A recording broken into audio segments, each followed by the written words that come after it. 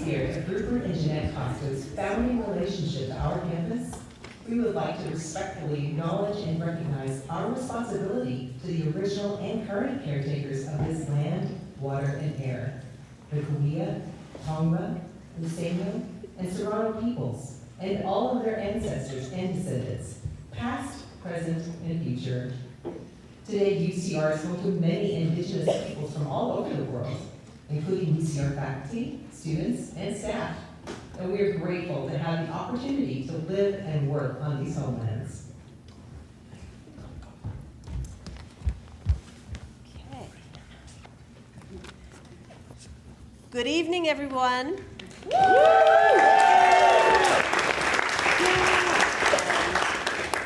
Trying to find my light. My light is about to appear. And welcome to the second night of Playworks 2024. If you were with us last night, welcome back. If you are newly with us, then welcome. You're in for a treat. Tonight, we will premiere another 9 works. 7 were written by students in our MFA program, 2 written by our undergraduate students.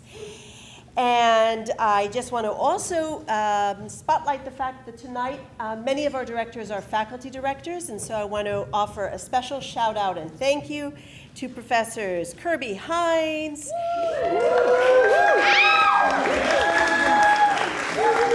Professor Robin Russin, Professor Kimberly Guerrero, Katrib,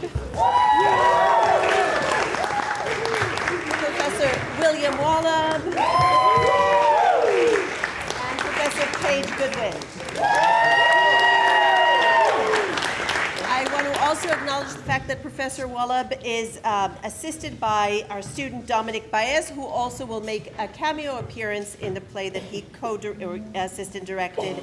And I want to thank our graduate and undergraduate student directors. I want to thank Alex Kennedy, Aedan Ferrara as well, Allison Moon. Thank you all. It's a team effort, and I appreciate all the work that was put into this. I also want to acknowledge the fact that we have a graduate student who's the dramaturg, the general dramaturg for Playworks, and that is Carly.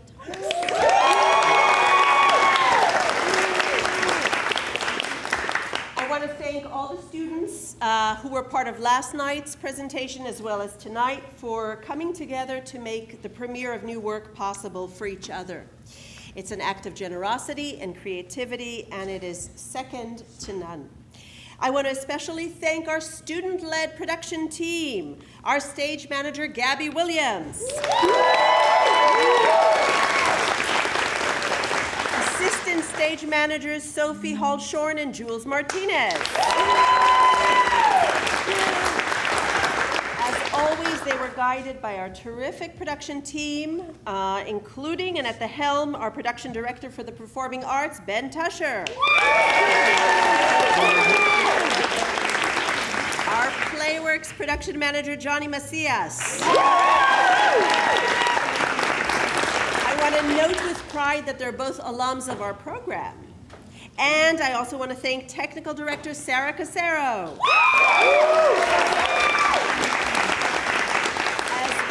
Max Calzada, who helped to make the live streaming possible.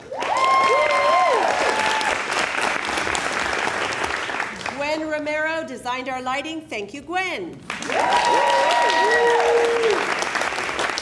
I want to remind you all we'll have a 15-minute intermission. At the end of the night, we'll have a responder who engages our playwrights in a conversation. You're all welcome to join. Otherwise, please silence your devices, make note of the emergency exits on either side of us, and enjoy the show.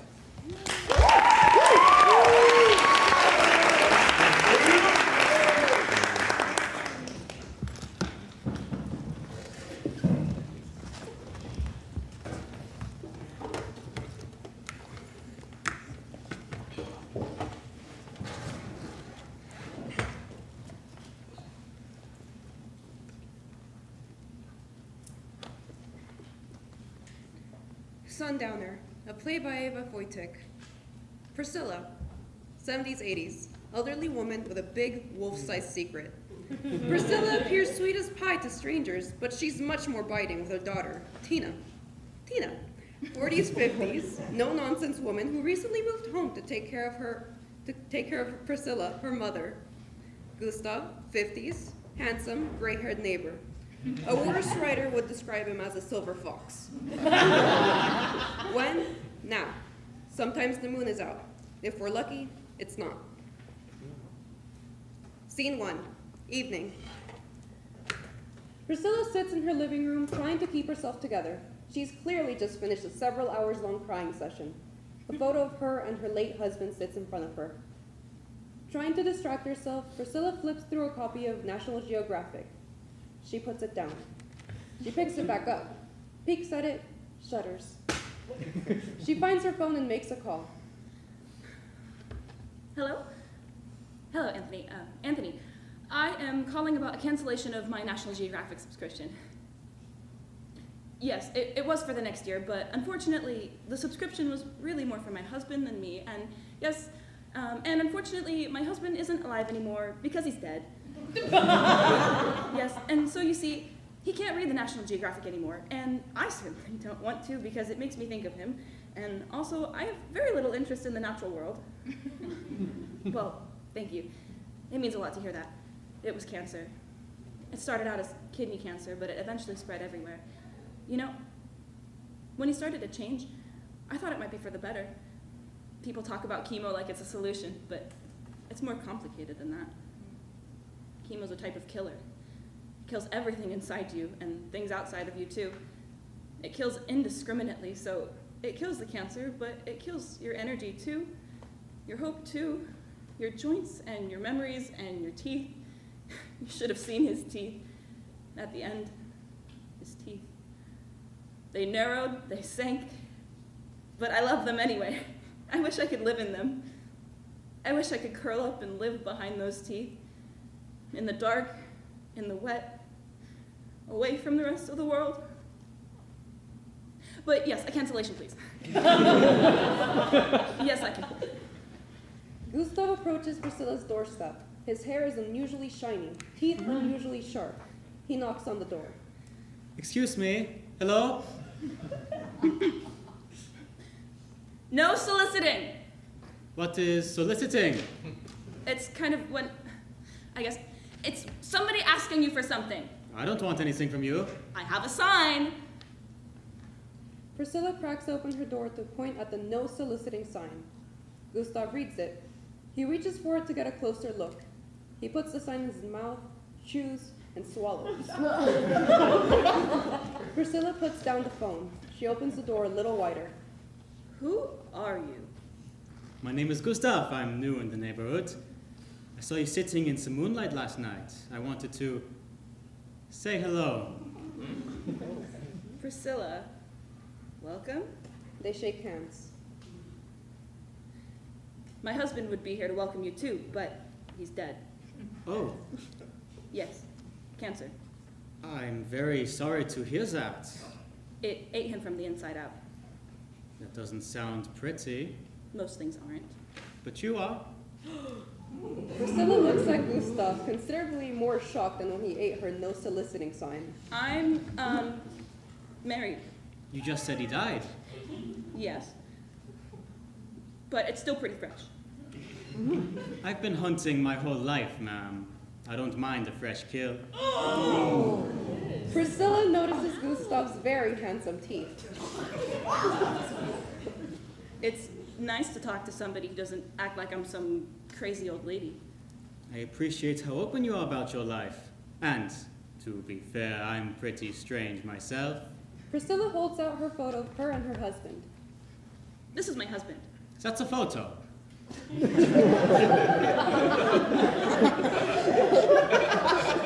This is what he used to be, before the cancer and the death. He looks triumphant. Well, I suppose he was. He always made me. Suddenly, a spider crosses over Priscilla's foot. It skitters across the porch. Gustav, immediately on alert, chases the spider down. Look at that! A house spider, stay still. Gustav catches the spider and cups it in his hands. He brings it up towards his face. We used to roast these guys over the fire when I was in the Boy Scouts. Whenever our troop leaders were busy, we'd dare each other to swallow them whole. It gave some of the other boys the creeps, but I've always had a taste for morbidity. There's a certain thrill, isn't there? Gustav puts the spider in his mouth with one leg sticking out. He chews. He swallows. He offers Priscilla the remaining leg. You spend a lot of time eating things that you shouldn't. Gustav eats the remaining leg. You spend a lot of time categorizing the world into things you're allowed to eat and things you're not. I've been really sad lately. From looking at the photo. Yes. Gustav removes the photo from Priscilla's hands. He smells it for a second. He puts it into his mouth, feels its weight. He chews. He swallows. Priscilla watches with horror. She takes a step back. Then,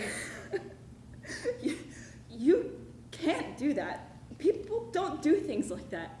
Has it been pleasant to be a person lately? Not very. When something makes me afraid, I try my best to swallow it whole, make it a part of me, and then I use that energy for something more productive, more meaningful, like greeting beautiful older women in my neighborhood. Do you like National Geographic? Only the parts about predator and prey. Priscilla opens her front door wide. Come inside. Well, I suppose it is getting dark. Do you have anything to eat? I can think of something. Gustav enters. The sun sets. The next day, late afternoon, Priscilla knits on her front porch. She watches the neighbors from across the street. Tina! Tina! Tina enters from inside the house. Her hands are covered in red liquid. Mom, have you been dropping things again? Nothing important. It's a mess in there. You could slip and fall. It's cranberry juice, honey. You don't have to be so dramatic. I can walk around it. I think... Look at that neighbor boy. I love watching him play. Priscilla points across the street. A shadow of a round, delectable child stretches across the stage. The child looms, the child plays. He does seem sweet. He would be even sweeter if he were my grandchild. Not this again. What? What did I say? Because we've had this conversation over and over again. Wrong. I'm not always going to saying have something a wrong kid with you. just Oh, because I'm you some want a evil grandchild. witch that exists It's a solely huge to torment commitment. you. That's and the I'm focusing big on evil my mother acting right villain. now. And community leader. Evil mother thing. You're gonna ruin your entire life. So it would be really nice if you would just respect that. I do. Fine. Good. They watch the boy. What was his name again? Braden, Baxter, something. One of those new B names. Bodie? Brewer, or Brew, or something. Kind of a stupid name. But a cute kid. Yeah. Sorry, I never gave you a grandkid. It's fine, dear. You don't have the patience for children anyway. The boy runs out of sight. I should go clean up. Otherwise, that juice is going to stain the carpet. Tina begins heading inside. Try a cup of vinegar with 2 cups of warm water. It's juice. I don't need... It's not juice. What? We have a new neighbor. His name is Gustav, and he has quite the appetite. Mom! I mean, he eats a lot of things. Unusual things. Remember our no soliciting sign? Tina looks for the sign. It's gone. Where did it... He ate it. He put it in his mouth and swallowed it up, and now we don't have to worry about it anymore. You said his name is Gustav? Yes, he's German, or something. But anyway, he's my friend now, and he's a man, and just because he's a handsome man with handsome teeth, that doesn't mean we can't be friends. And you know how lonely I've been because of your father's death and because of the cancer, and so he came over yesterday to read the National Geographic. And one thing led to another, and he bit me. He bit you? It was really more in a playful way, a friendly, neighborly way. It wasn't erotic. I don't care whether it was erotic. I care whether it hurt. That's blood on the floor. No, you never listened to me. It was Tabasco sauce. He put it on me before he bit me. He's crazy. You're crazy. He's not crazy. He's a little eccentric, and maybe I'm a little eccentric too. You know, it's been awfully lonely since your father died from being eaten alive by cancer. Mom, it's not okay Listen to me. I feel like ever since he died, no one ever really listens to me. I'm supposed to be sad but quiet about it because as soon as I say anything more truthful than I miss him, I make everybody uncomfortable. I'm treated like some kind of monster. I'm never supposed to bring it up, even though it's the only thing I can think about, even though I hadn't gone a moment without him since I was 16. After the funeral, I got home and I thought, there's nothing left for me. Who am I without him? What am I if I can't be a wife, if I can't be a woman, if I can't be a person? But here's what I realized lately. If you can't make your life different, then you need to become something different. Become something like what? Oh, look, there he is again. Priscilla points across the road. The shadow boy looms once again. The sun sets completely. Brief, ominous darkness. That little boy is so cute. Yeah, I guess he is. He's so round. Priscilla cocks her head. Her knitting needles click against each other threateningly. Hey, it's getting late. Moonlight streams over them.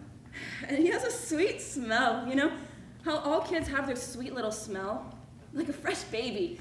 Nice and fresh. Something changes. Priscilla begins to pant heavily. Why don't we go inside? Couldn't you just eat him right up? Priscilla's fangs emerge from her mouth. Fur begins to slither down her arms and legs. Mom, get inside, now. I've become something different, Tina. Priscilla lurches up the chest. No. Become something bigger.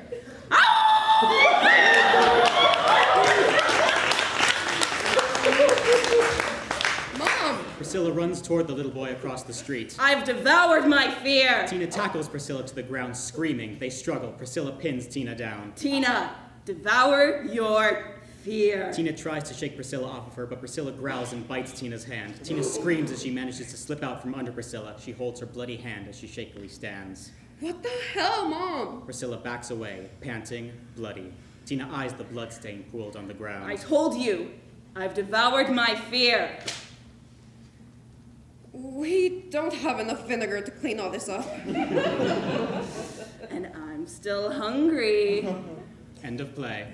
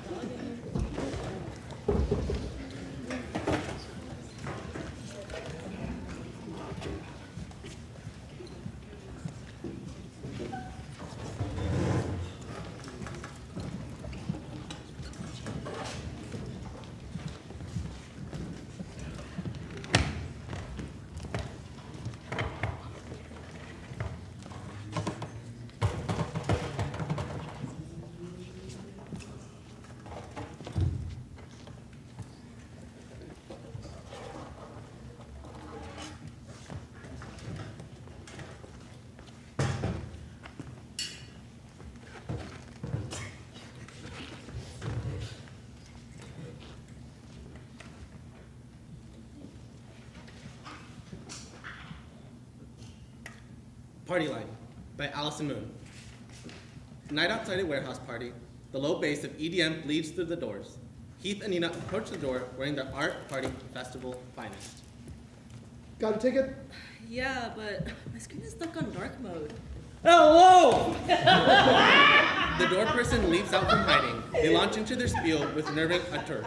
Welcome to Dreamland, an immersive party experience like no other. Who are these gorgeous beings? Do we show our tickets here, or...? I'll call you Hurry Up Henry. The door person bops Heath on the head with a magic wand. My name's Heath. I'm Nina. I shall dub thee Naughty Nina. We're just waiting for a few more attendees to arrive for our welcome ceremony. Feel free to grab a taco or play with our villain board in the meantime. Don't you need vision board? Be back soon.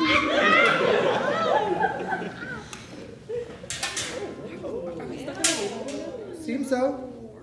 Want a taco? Sure. Heath exits. Nina plays with her phone. She texts, growing frustrated. She dials her phone.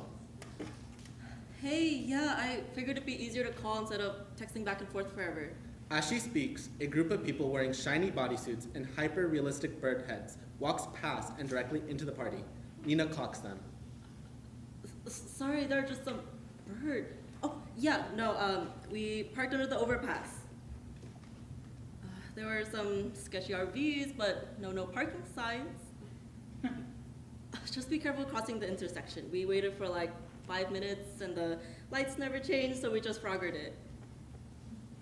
Well, we are in the warehouse district. Okay, see you soon. Heath returns with tacos, hands one to Nina. Did Brody say when he's getting here? They were circling to find parking. Oh my god, he's so annoying about that Tesla! It's like, what's the point of owning a car you're afraid to leave on the street? Did you see those? Birds? Yeah, wonder why they got to walk in. Probably entertainment. What is this? Vegan barbacoa. What does that even mean? Heath shrugs. Nina's phone rings. Hey, where are you? Oh, Brody says at the entrance. Clearly they aren't. No, you aren't. Oh, he says they're on Flower Street. Tell them to come to the chapel entrance. Come to... Oh, you heard that. Okay, see you in a sec. How's your taco? Fine. Do it, do it, do it, do it, yeah! Seems like things are heating up in there. The door bursts open and a man clad in only a diaper and a baby bonnet rushes into the waiting area.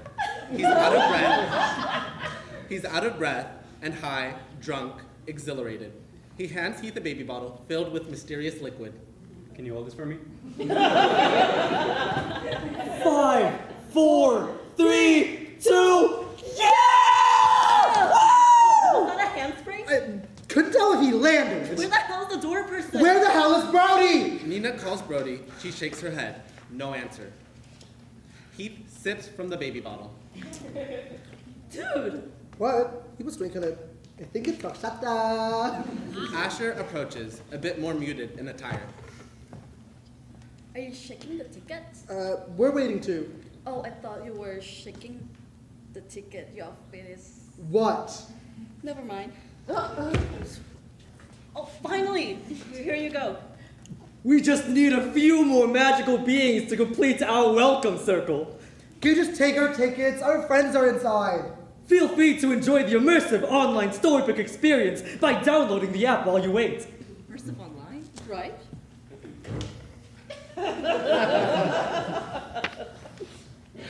Brody, where are you? I can't hear you, it's too... Yeah, oh good, great, we'll be right there. They're inside, Jen's at the bar. Ask her to get us drinks. Vodka soda? Whatever.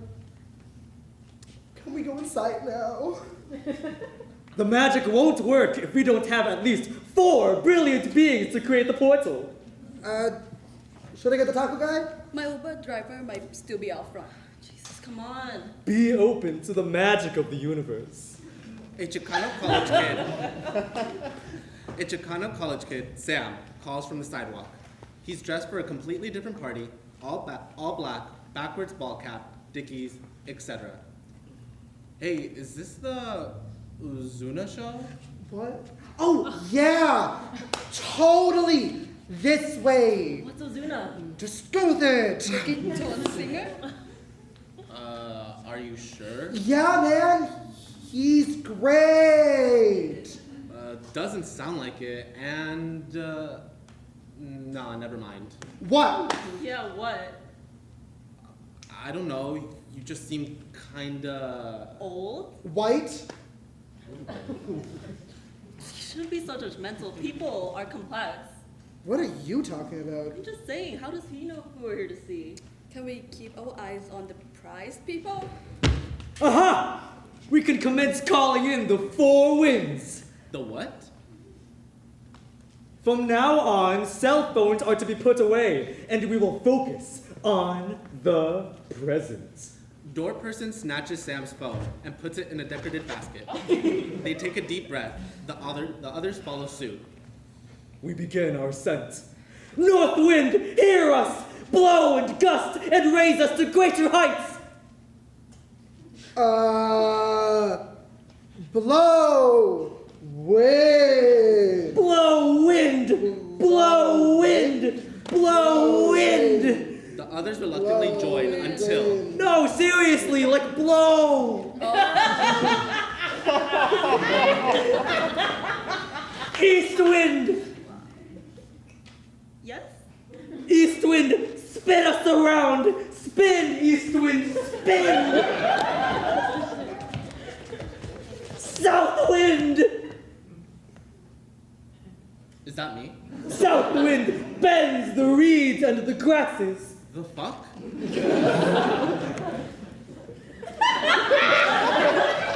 The south wind bends the reeds and the grasses. It bends the reeds and grasses. Everyone resign, flops over and hangs there from the fold position. West wind, Yeah? west wind, your gentle breeze coaxes us like flowers, emerging to face the sun. Go on, coax.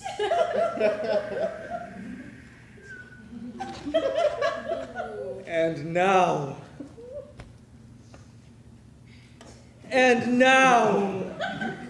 Oh, Jesus Christ! let us hold one another, inviting the cosmic spiral into the eternal dance, bonding spirit, mind, and the divine. Door person grabs Heath's shoulders, indicating he should do the same. He does. Down the line, all 5 of them linked hands on shoulder. And we take a deep breath together, breathing in the celebration of life, breathing out strife and war. We can breathe out war. We're too damn close to just throw it. And now we welcome you to the psychedelic space storybook immersive experience. Welcome, friends. Have a wonderful time. Door person flings the door open. The music gets loud and the crowd is bumping. Sam heads in. Heath grabs him. Oh, sorry, man. This isn't the exotic show or whatever.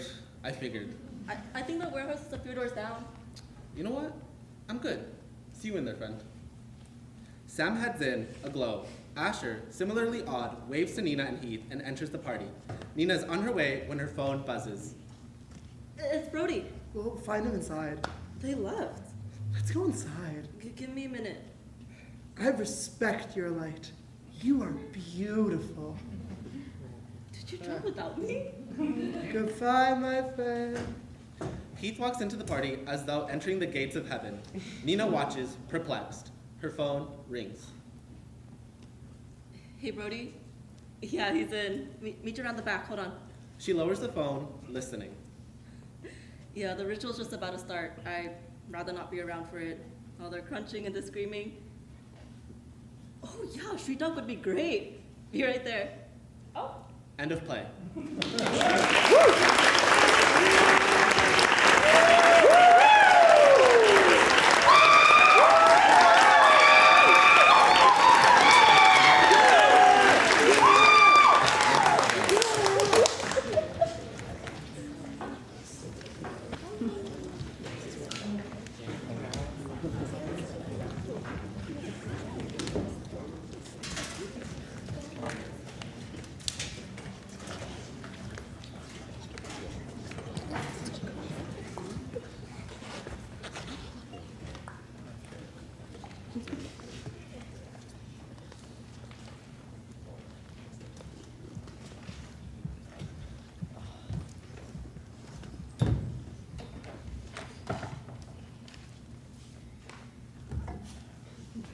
Gimme, Gimme, Gimme Anarchy by Cory Smith. Motel room, Odessa, Texas, dawn. All right, no good yellow bellies. This is Sheriff J.W. Hardin of the Texas State Rangers. You are under arrest for the armed robbery of the Equity Bank of Coleman. We got the place surrounded, so come out with your mitts in the air and we won't fill you full of lead. Shit! Bugs! Wake up! What? I don't think y'all heard me. This is Sheriff J.W. Hardin speaking. Been telling you twos all over this goddamn state for 2 years now. I know y'all's in there and ain't gonna sit around roasting like brisket all day waiting for y'all to surrender. Bugs! They're here! And if we have to buck our way in there, you'll be mighty sorry, you no-good bank robbing bastards. Bugs! Shit, man. What you yelling for? I'm dying here. They're out there! Who cut it? The fuzz! Oh shit, the fuzz? What you think I was yelling for? Whoa, this is gnarly. Are you nuts? It's just like the movies, man. You know, like Bonnie and Clyde, or Smokey and the Bandit, or Dirty Mary and Crazy Larry. Bugs, come on! This isn't some stupid movie. We aren't Schwarzenegger or Stallone or Charlie's fucking Angels. Shit! We're not even Thelma and Louise. Sirens blazing, guns a-blazing, pedal to the floorboards, blasting through roadblocks. Man, this is sick. Sick? This is sick? No! This is fucked! We should have been cleared of Phoenix by now! How would I let you convince me to pull over? I'm such a fucking idiot! Hey, just chill out, man. It's casual, just gotta go with plan B. Plan B? What plan B? There is no fucking plan B! Dude, remember The Shining when Shelley Duvall gets Danny away from Psycho Jack? When she pushes him out the window? Bingo, boyo. All right, fellers. Hunting season ain't open just yet, but get them rifles ready anyways. We'll give them a minute or two to wise up, then we get a blast in. Okay, you twos, you got 4 minutes to toss the weapon to the cash hole and to step on out. We ain't giving you more than that. You hearing this, Buck? 4 minutes? Is that all he can count to? Time's ticking. Kirby, look at me. Breathe. Bathroom, window, go.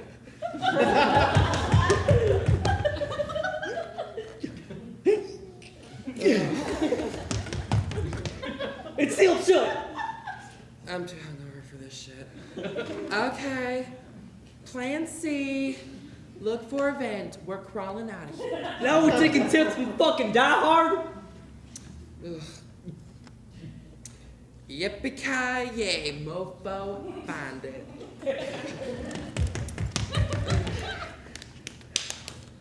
And giddy up, you the fascist. Time's ticking.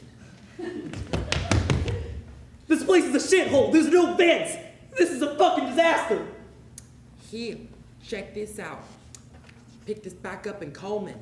What's this? Plan D. This is useless. We wouldn't even be here if it wasn't for your shitty plans. Supposed to be a piece of cake, right? Grab the cash and flee to Hollywood before anyone knew the difference.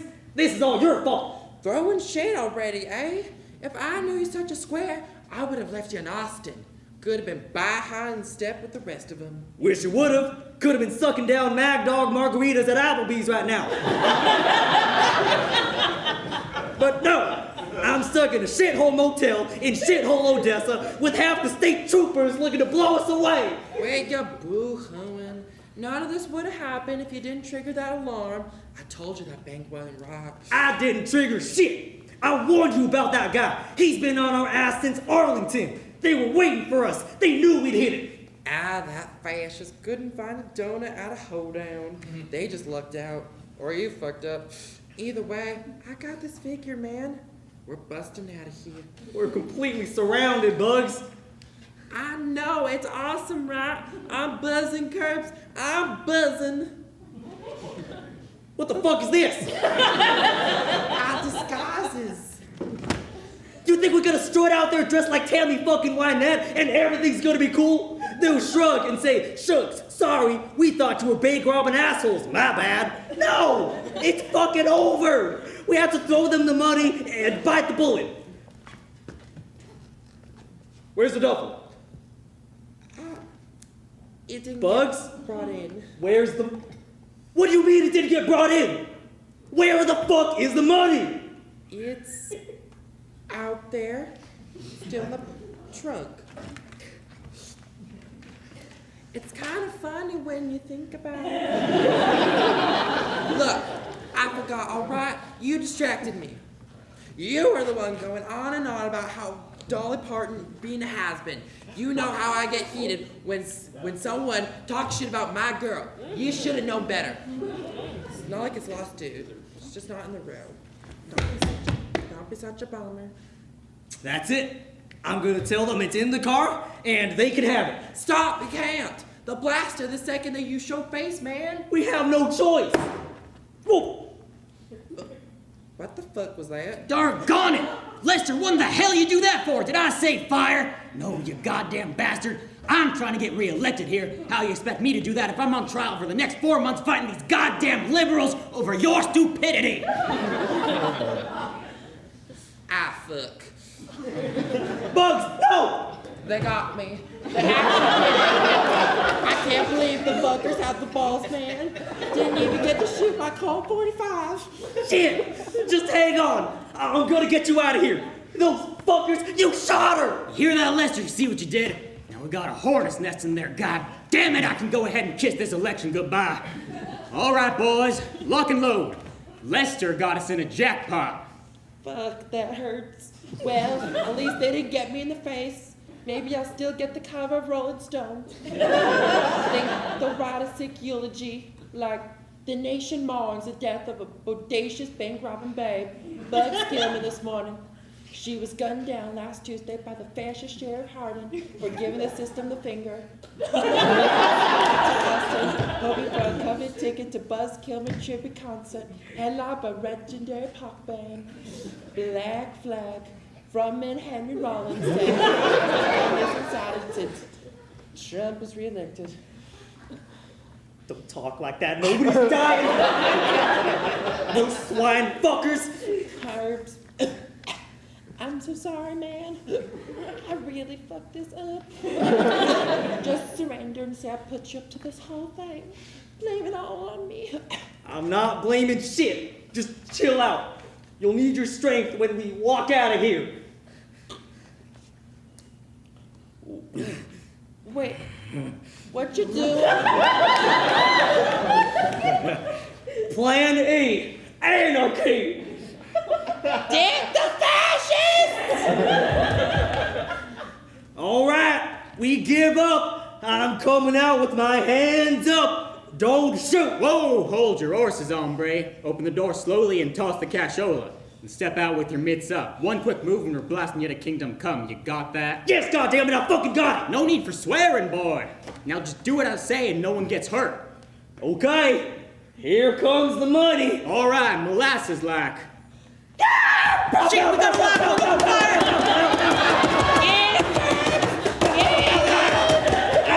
You bastards! I've been plugged! Little shit got me, goddammit! I was supposed to be. That's what you get. You redneck bastard. You can't take us alive. We really showed them, eh, Bugs? We're like the fucking wild bunch. War badass. Like Scarface. No, taxi driver. Butch Cassidy and the Sundance Kid. Yeah, we're so Butch and Sundance. Put it there, partner. Long live anarchy. Here, here.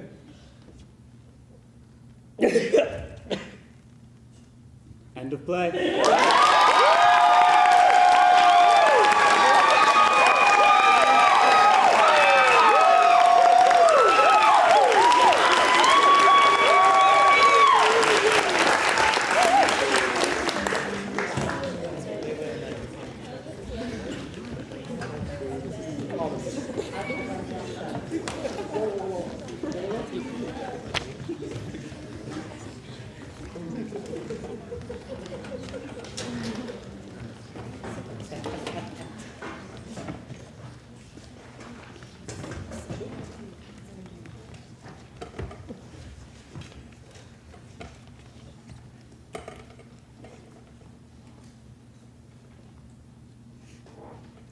Mission Trip 24 by Melizza Minger Orquilla.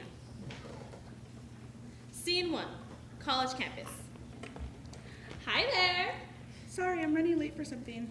Have you ever felt called to a higher purpose? Not really. Wonderful! Here at the Praying Penguin Ministries, we have been called to serve, and we want you to join us in helping spread the gospel and share our blessings with the world. That is why we are sponsoring 5 people for this year's mission trip. That's right. 5 lucky applicants will get a fully paid flight to the global south to help a community in need. Visit Panama, El Salvador, or Nicaragua. Yes! You will help build a church for a community. Cool. Can I pick which country I go to? I guess if you feel strongly called to. Yes, I love Jesus. You haven't even heard the rest of the presentation. Working side by side with the local population. Can I get the clip notes? Fine. Fill out these forms. It's a week-long trip. You have to give at least 35 hours of work while you're there. You pay for your own room and board. When do I know if I've gotten accepted? Oh, you're the only applicant. Oh. Everyone else was a faster walker. Congratulations. We leave Friday. Hola, tía. No te lo vas a creer, pero voy a estar en El Salvador este viernes. ¿Podría quedarme con usted? Hi, Auntie. You're not going to believe this, but I'm going to El Salvador Friday. Could I stay with you? Scene 2, airport. Hi, I'm looking for the Penguin Prayer Group 2024 El Salvador mission. Well, you're in the right place. What's your name, dear? Pamela. Pamela, welcome aboard. I'm always glad to have a few new faces in the crowd. Put this on and you can join the rest of the youth group. They're sitting right over there. Oh, thank you. Oh, wow, that's a neon green. It's eye-catching. Oh, yes, ma'am. So we don't lose you anywhere. We have you all dressed like a matching set, so everyone knows you're here to serve the Lord. Well, we're all here. Let's huddle up for a prayer. Would you like to lead us? I don't want to impose on Nonsense, you're our newest member. Okay. Do any of you speak Spanish? No? Really? No? It's fine. I'll lead in Spanish for the sake of authenticity. Dios, por favor, déjame escapar esta gente lo más pronto posible. No me dejas que el avión tenga accidente. Y lamento que les mentí a esta gente, aunque sí me siento justificada. Amen. God, please let me get away from these people as soon as possible. Also, don't let the plane crash. Also, I'm sorry I lied to these people, but I feel justified. Amen. Scene 3. Microbus in El Salvador after landing. Hi, I'm Mary. You're Paola, right? I liked your prayer earlier. I've been trying to learn Spanish for the trip, but I've only got the basics so far. You did say people a lot, though. Are you excited? Because I'm excited. I've never been to a third world country. It sure is hot here, though. Yeah, lots of humidity. Everything looks so different here. It's weird that some of the sidewalks here are so broken up. I guess that's why we're here to build a new church. I think they have plenty of churches, if we're being honest. What do you mean? There's a church on every street corner. There's one, there's 2 next to each other. They're like Starbucks. It's Christian church in Central America. Well, we must be here for a reason. I guess. Hey, do we have to eat dinner together, or can we do our own thing? I think we're supposed to stick together. We're building community. Right, but if I want to build community somewhere else, you think I could pull that off? I'm trying to make it to a family dinner tomorrow. I'm not sure we're allowed to talk to people not approved by the mission. I thought this was an outreach thing. Regardless, my mom has 11 siblings, and my aunt set up a dinner with all of them. Do you know how hard it is to get 11 people plus all their spouses and kids and grandkids in a room together? It's impossible. So I can't miss, or I'll never hear the end of it. 12 siblings. Like the disciples. I guess. I'm hoping there's not any major betrayal happening. Also, only 11 are gathering because my mom's at home in California, so it's more of a pinup to midsummer. The microbus jolts to a halt. Mary! Mary! Oh, I think goes my real assignment. Gotta go. Here's our accommodation. Actually, I've just noticed that you never submitted your funds for a room and board. Did you want to go ahead and pay that now? I've got other accommodations actually, family in the area. I was headed there now, so can we pray together? Well, we can't really let you go out of your own, Pamela. Strangers. God will protect me. Goodbye. Oh, no. No, sorry, kiddo. Penguins stick together. There will be plenty of time for recreational activities after we're done with each day's work. For now, let me show you where you'll be sleeping. Tía, no me dejaron ir. Sí, ya sé. Pero no te preocupes, me voy a escapar. Auntie, they didn't let me go. Yes, I know, but don't worry, I'm going to escape. Scene 4, new church construction. Oh, you gave us quite the scare last night. Did you sleepwalk often? Only when I'm feeling really excited. This trip must have energized me. Ah, well, good thing I was keeping such a close eye on you. Scared me half to death when I saw you climbing out the window with that bedsheet rope. Yup, so lucky you were there. Time to get to work. Now, you can channel all that excited energy into building this church. You'll be in charge of installing the wood and panels. Here's our drill. I don't really know what I'm doing. Ah, it's easy enough. You'll learn. The first church we ever built in one of these missions was a mess. The natives sent me pictures of it completely collapsed 6 months later. Broke my heart at the time. But I see that God gives us these lessons for a reason. I was too proud of the work I had done. I needed to learn humility. I'm not sure if that makes me feel better. Is wood even a good building material here? I feel like the humidity is going to warp it up. It'll be fine, Pamela. Find your faith. Besides, we come in and redo these every 5 to 10 years. It helps us check in on the community. It helps us build bonds. These buildings only last 10 years? That feels like a waste of resources. Less talking, more drilling. Isn't this so exciting? I was talking to the pastor and his wife. Well, they didn't speak much English, so I was just talking and they were mostly nodding. But I could tell they were very excited for us to be here. I'm signing up for another mission trip as soon as I get home. Everyone here is so appreciative of what little they have. It really puts everything into perspective, you know? You know they rebuilt this church every 10 years. Do they? I'll be sure to sign up for that trip then. I feel like I'm really connecting with the local peoples. Maybe they'll have adapted and gotten usable tap water by then. It just seems weird to put that much money into plane tickets and hotel rooms and the wrong building materials if we're really trying to help. But we are helping. We're spreading the gospel. The people walking by on the street see us working in the name of the Lord, and some of them will come up to us and let us pray for them. It's beautiful to see their hearts open. They don't need more Jesus. They have Jesus. They need a country that wasn't torn apart by a US-backed war 40 years ago, and less draconian abortion laws. And okay, yes, potable drinking water, I'll give you that one. Are you feeling all right? Peachy. What time do you think we're gonna be done with this? Well, we're supposed to be in at least 5 hours a day, but I know after we're done with construction, we're having dinner then. 5 hours is cutting it close. I'm hoping I'll have time to change it to something less blinding before dinner. But these shirts identify us as prayer penguins. Don't you feel more secure knowing we waddle through life together? It looks kind of stupid if I'm the only one wearing it though. Plus, I haven't seen a lot of my family in years. I want to look nice. Family? You were trying to escape last night? Yeah, obviously. Was the waiting getaway car parked at the curb not a tip-off? I thought those were good Samaritans sent by the Lord. They were trying to take me to a better place.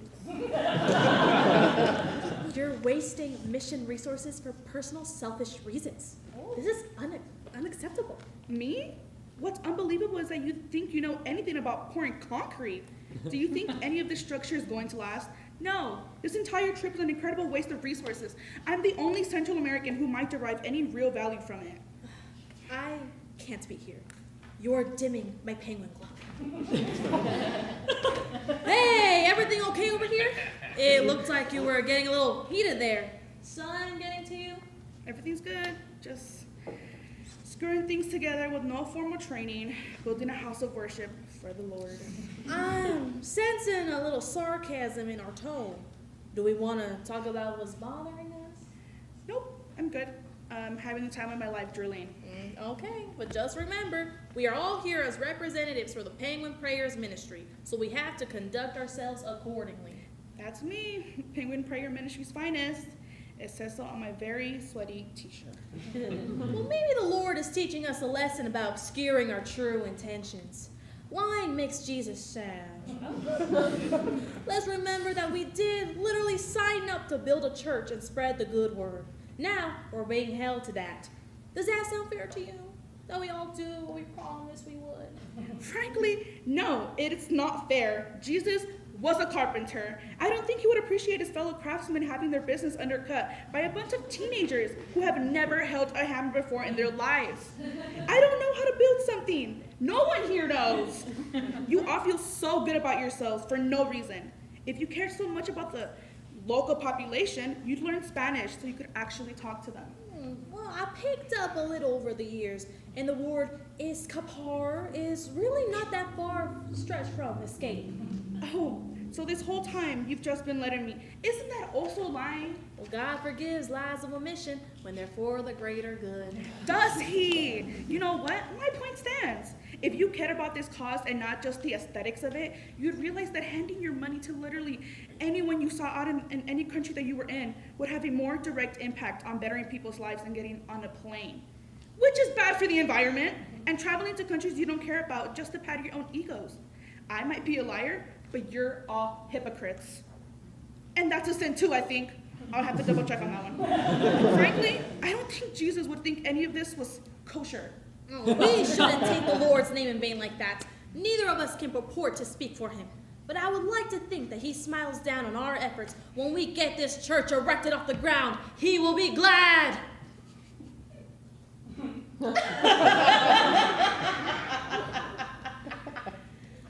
The entire building collapses. Well, that looks unsalvageable. I'm calling my aunt to pick me up. I'll meet you all at the airport for the return flight. End of play.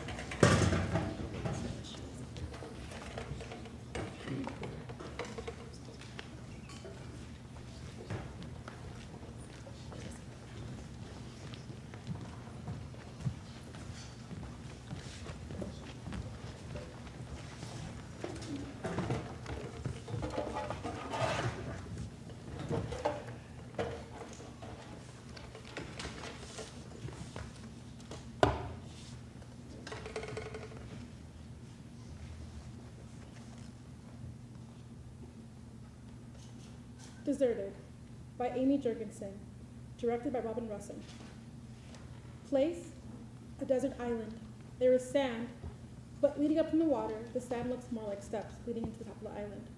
There is a hut that looks more like a shed and a chair on top of the island. The time is present. The sounds are waves, construction noises, drilling, hammering, machinery, typical city noises, horns, traffic, etc. The sounds of waves hitting the shore. Addie is sitting in her chair whittling something out of a stick. David is passed out. Alice is trying to start a fire using 2 rocks.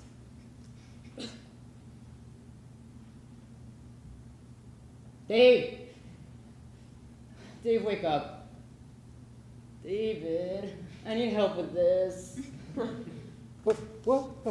Alex, where? I'm going to get us out of here. I've watched like hundreds of survival shows. Suddenly, there are sounds of construction, hammering, drilling, machinery. What was that? The wind. Jesus Christ. Addie, actually. You weren't on our work trip. Oh yeah, I should have introduced you. She's stuck here too, but she's coming with us once I find a way out of here. With your Damn, I survival- can't get the structure right.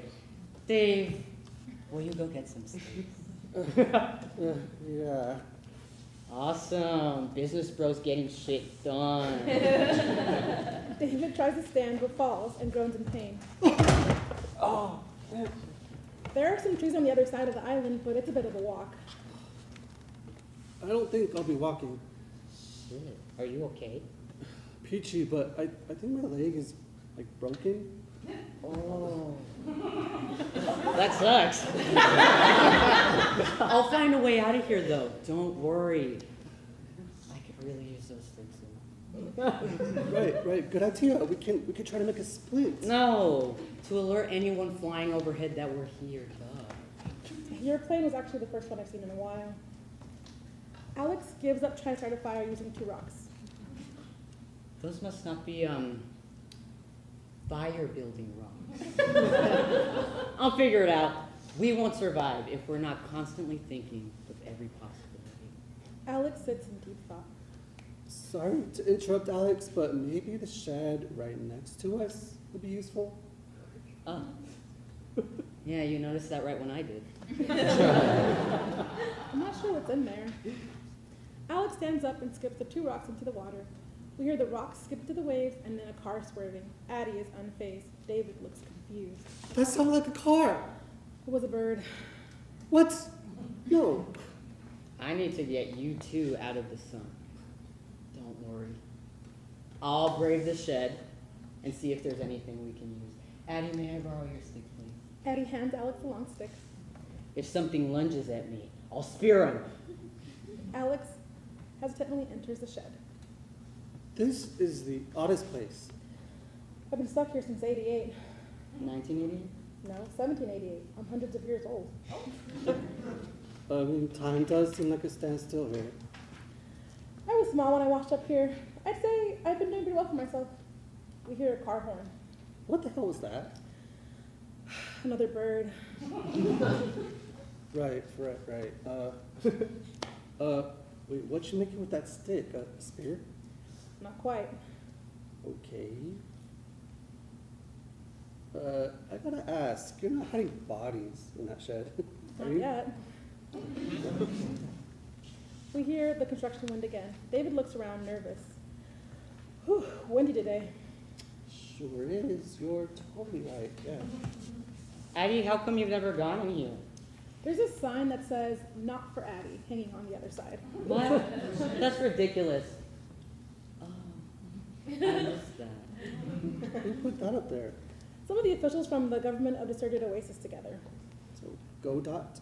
Godot. Has a nice ring to it, I guess. Yeah, some of the officials stop by every once in a while. And you never leave with them.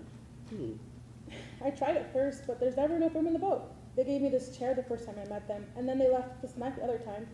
They just want me to use up all their supplies, I guess. They'll get us all out of here one day, though. I'll get us all out of here. And I found some supplies we can use. There are crutches in here with a note that says for Dave. Alex gives Dave the crutches and gives Addie back the long stick. How is that possible? Who cares? They may be a little slippery in the sand, but they'll help, I guess. Okay, is there a magical cast or splint too? Don't be greedy. Addie, there's something in here for you too. I thought she was supposed to stay out of there. Well, it's actually for Aisha, but I'm sure you could borrow it. Alex tears off the gift tag and hands it to Addie. It's a life preserver. What's she gonna do with a life preserver? Float in the water until someone sees her? Well, it's the first thing I've gotten from them in years. Addie used life preserver rescue cushion. Makes a great cushion. You know, they are fucking stingy. Like, we're really stranded out here. They're working on saving everyone. This has taken a little longer than I thought. Back in 1990, they set some bigger waves here to help reduce the steepness of the hill. It's still a bit of a doozy to climb, but it's getting better each year, I think. One day, it'll be a smooth, easy slope, they've told me. I like your optimism. But you won't have to worry about that. I've watched like 100 of survival shows. I'll help you out. Alex goes back into the shed. David struggles to stand with his crutches. Damn it, why is this so difficult? You just got started. Don't give up so easily, bud. How is the fact that we're stuck on a pile of dirt in the middle of the ocean so easy for him? And how are you so calm? Carb horn bird sings its song. David looks up. Damn bird. It's all I ever really known. Yeah, well, using crutches on sand on this lovable getaway island is a pain. You learn to make do and adapt to your surroundings. That's a great survivalist attitude, Addie. Hey, I found stuff with a note for me. Oh, I think it's stuff to make a wrap. We won't be stuck here long. Hope there's enough room. I mean, do you need help putting that together? Nah, this should be easy for me. Because you watch survival shows. Exactly. Alex disregards the raft instructions and begins putting it together. David manages to start slowly moving around with his crutches. Jesus, this is dangerous. There you go, man. I knew you'd get it eventually. Fucker. Alex makes progress with his raft. You're awfully quiet over there, Addie. Just working. I bet you're excited to finally get off this island.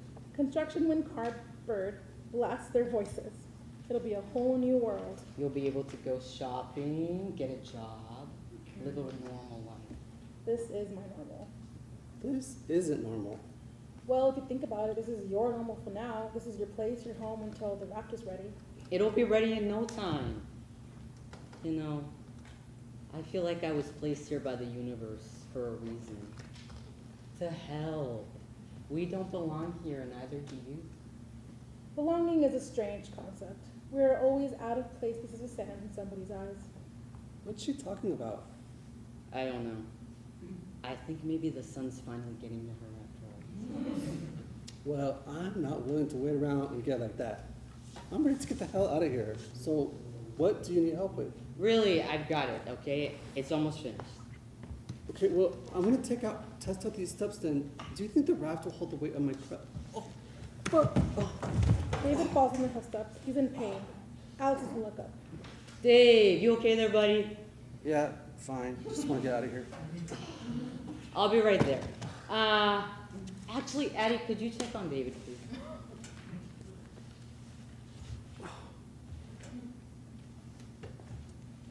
I've been doing a lot of the work for her.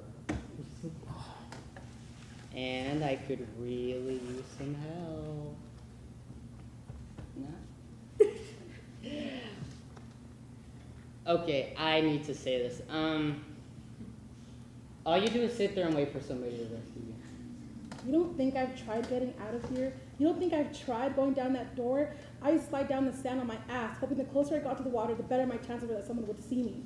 Officials from Godot have been trying to bring everyone who's stranded back to the real world for years now. Some of us are the grains of sand they take with them in their shoes, but most of us are still stuck on our islands, so we make do with what we have. That's our reality.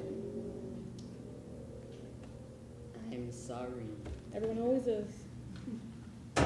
David crawls up the steps with Alex, while Alex is pushing the raft.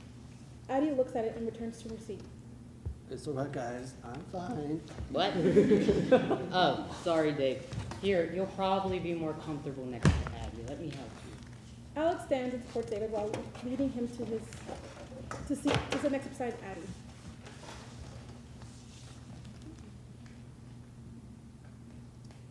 Thanks, man. I appreciate it. You and your survival shows. You know. Thanks. You know. Listen, guys. I don't think this raft is gonna fit everyone. What? Yeah. I think it's only gonna fit me. Sorry. No, bro, don't go. I'll be your best friend. No. I'll watch survival shows with you. I'll get a boat, okay? I'll even make 2 trips. Dave first and Addie second if I have to. No worries, I promise it'll happen. Alex is already down the hill steps with his raft, and then he's gone. David screams in frustration. The sound of waves slowly start mixing with the city noises. The car horn bird, the construction wind, and they rise in volume, eventually. Any chance you have another chair? Addie stares ahead for a while, then hands David Black Preserver. They sit down and look ahead together. End of play.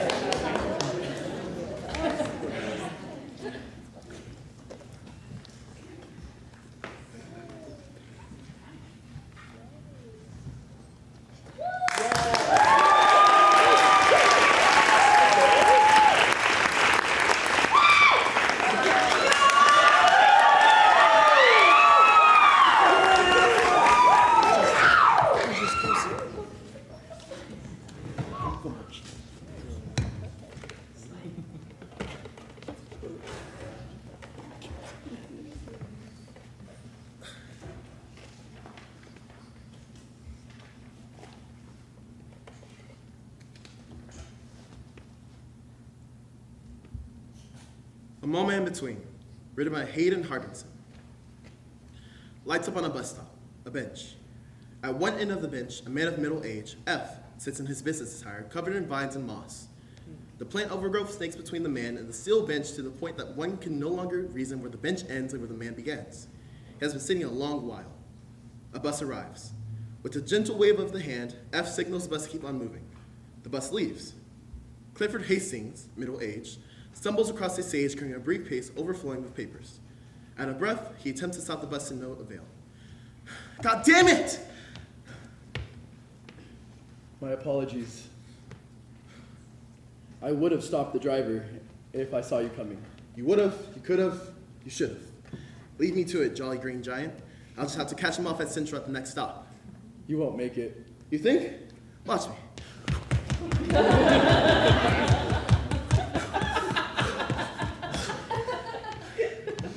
It's those new buses, I tell you. They're quicker than they used to be. I would swear on it. Next one should be here in 15 minutes? That's 15 minutes I can't afford right now. My boss is gonna lock me out of the damn office if I'm any more late. You think you can help a guy out and lend me a few bucks for your cab? I'll pay you back double when I get my next check. Triple. I'm good for it, I swear. Not carrying any cash on me. It was worth a shot. I probably wouldn't have paid you back either way.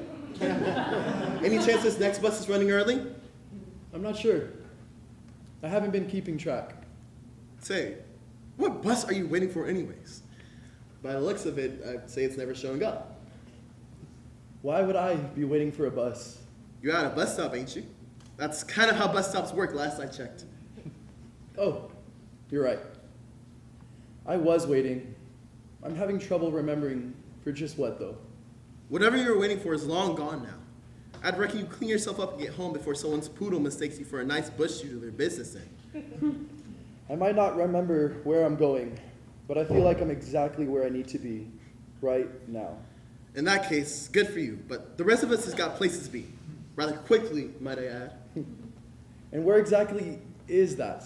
Work. Didn't I say that already? I'm already running behind if I'm any more late. He'll lock you out of the damn office?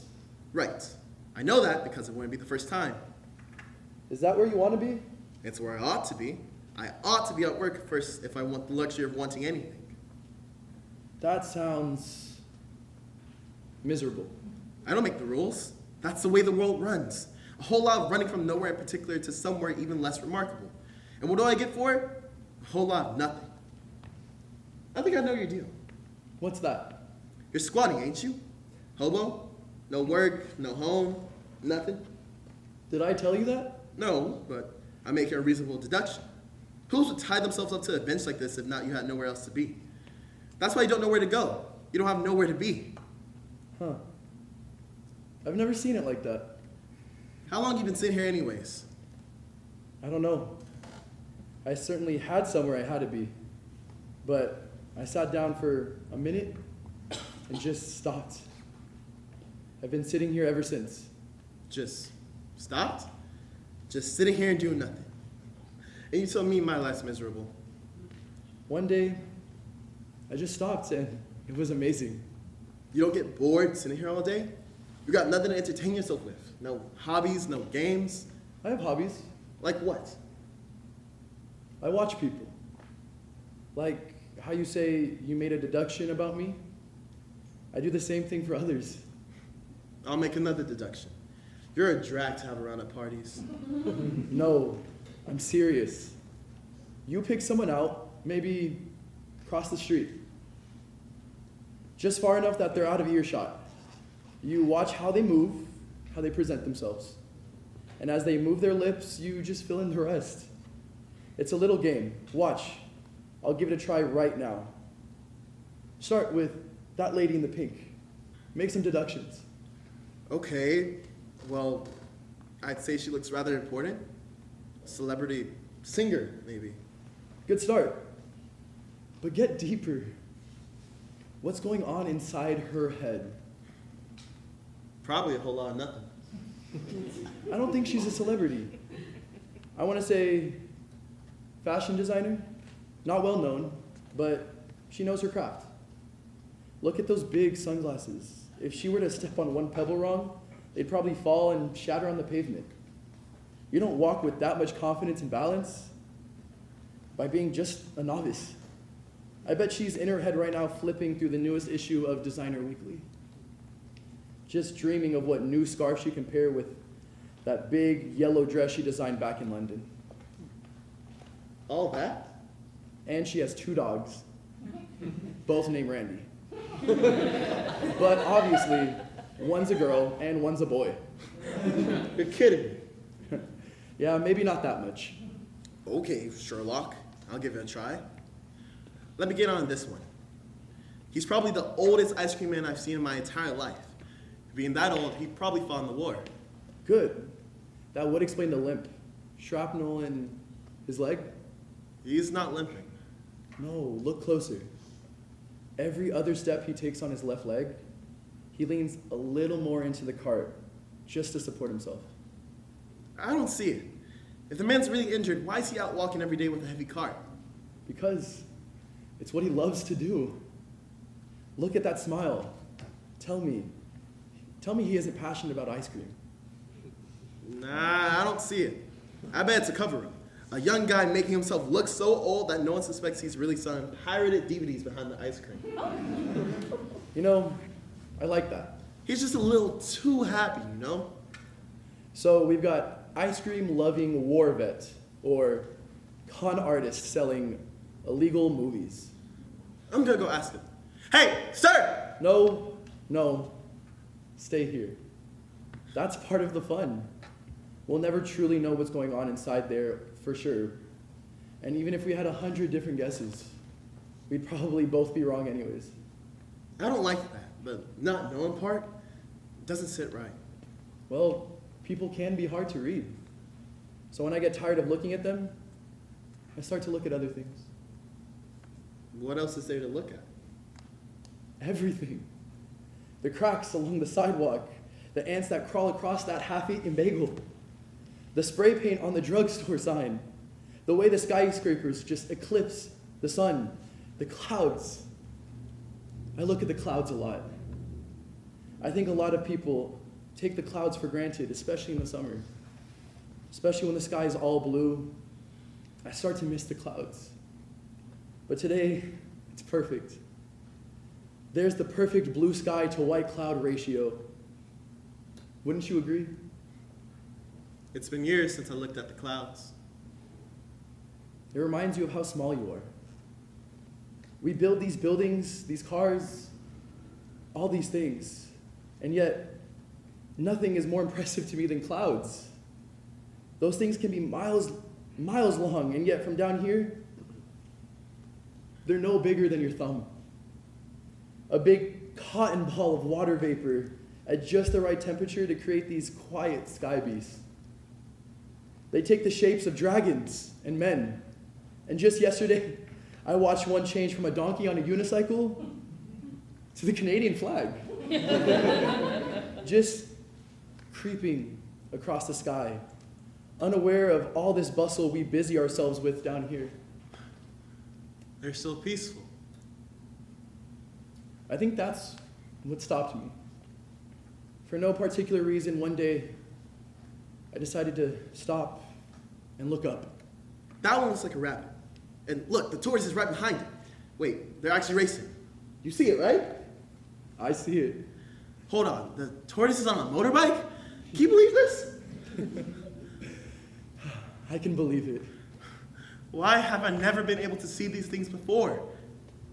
You never stopped. You never stopped to just look for them. But I can't stop. I'm gonna be late.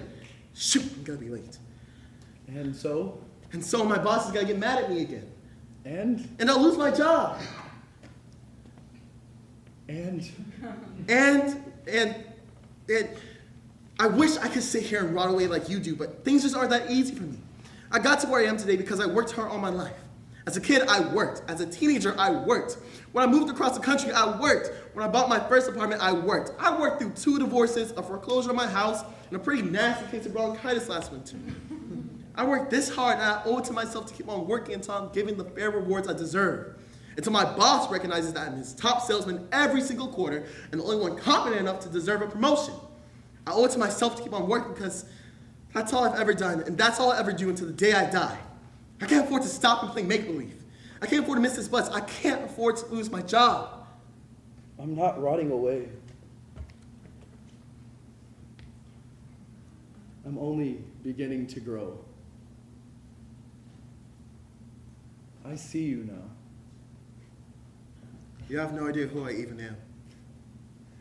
Then let's cut the deducing. What's your name? The name's Clifford Hastings. Yours? Huh. Seems I've forgotten that too. Well, I think you've got time to figure that out. Yeah. We've got all the time in the world. Yeah. I guess we do. What are you supposed to do with all that? Whatever you want to do. Me, I'm just gonna keep watching the clouds. Mind if I join? Be my guest. I hope you find whatever you're looking for out there. I hope you do too. But you look at that. I guess they are running early today. With a gentle wave of the hand, Clifford signals the bus to keep on moving, and the bus leaves. As the bus passes, Clifford now sits alone on the bench, overgrown. With vines and flowers, the plant's overgrowth snakes between Clifford and the steel bench, to the point one could no longer reason where the bench ends and where the man begins. End of play.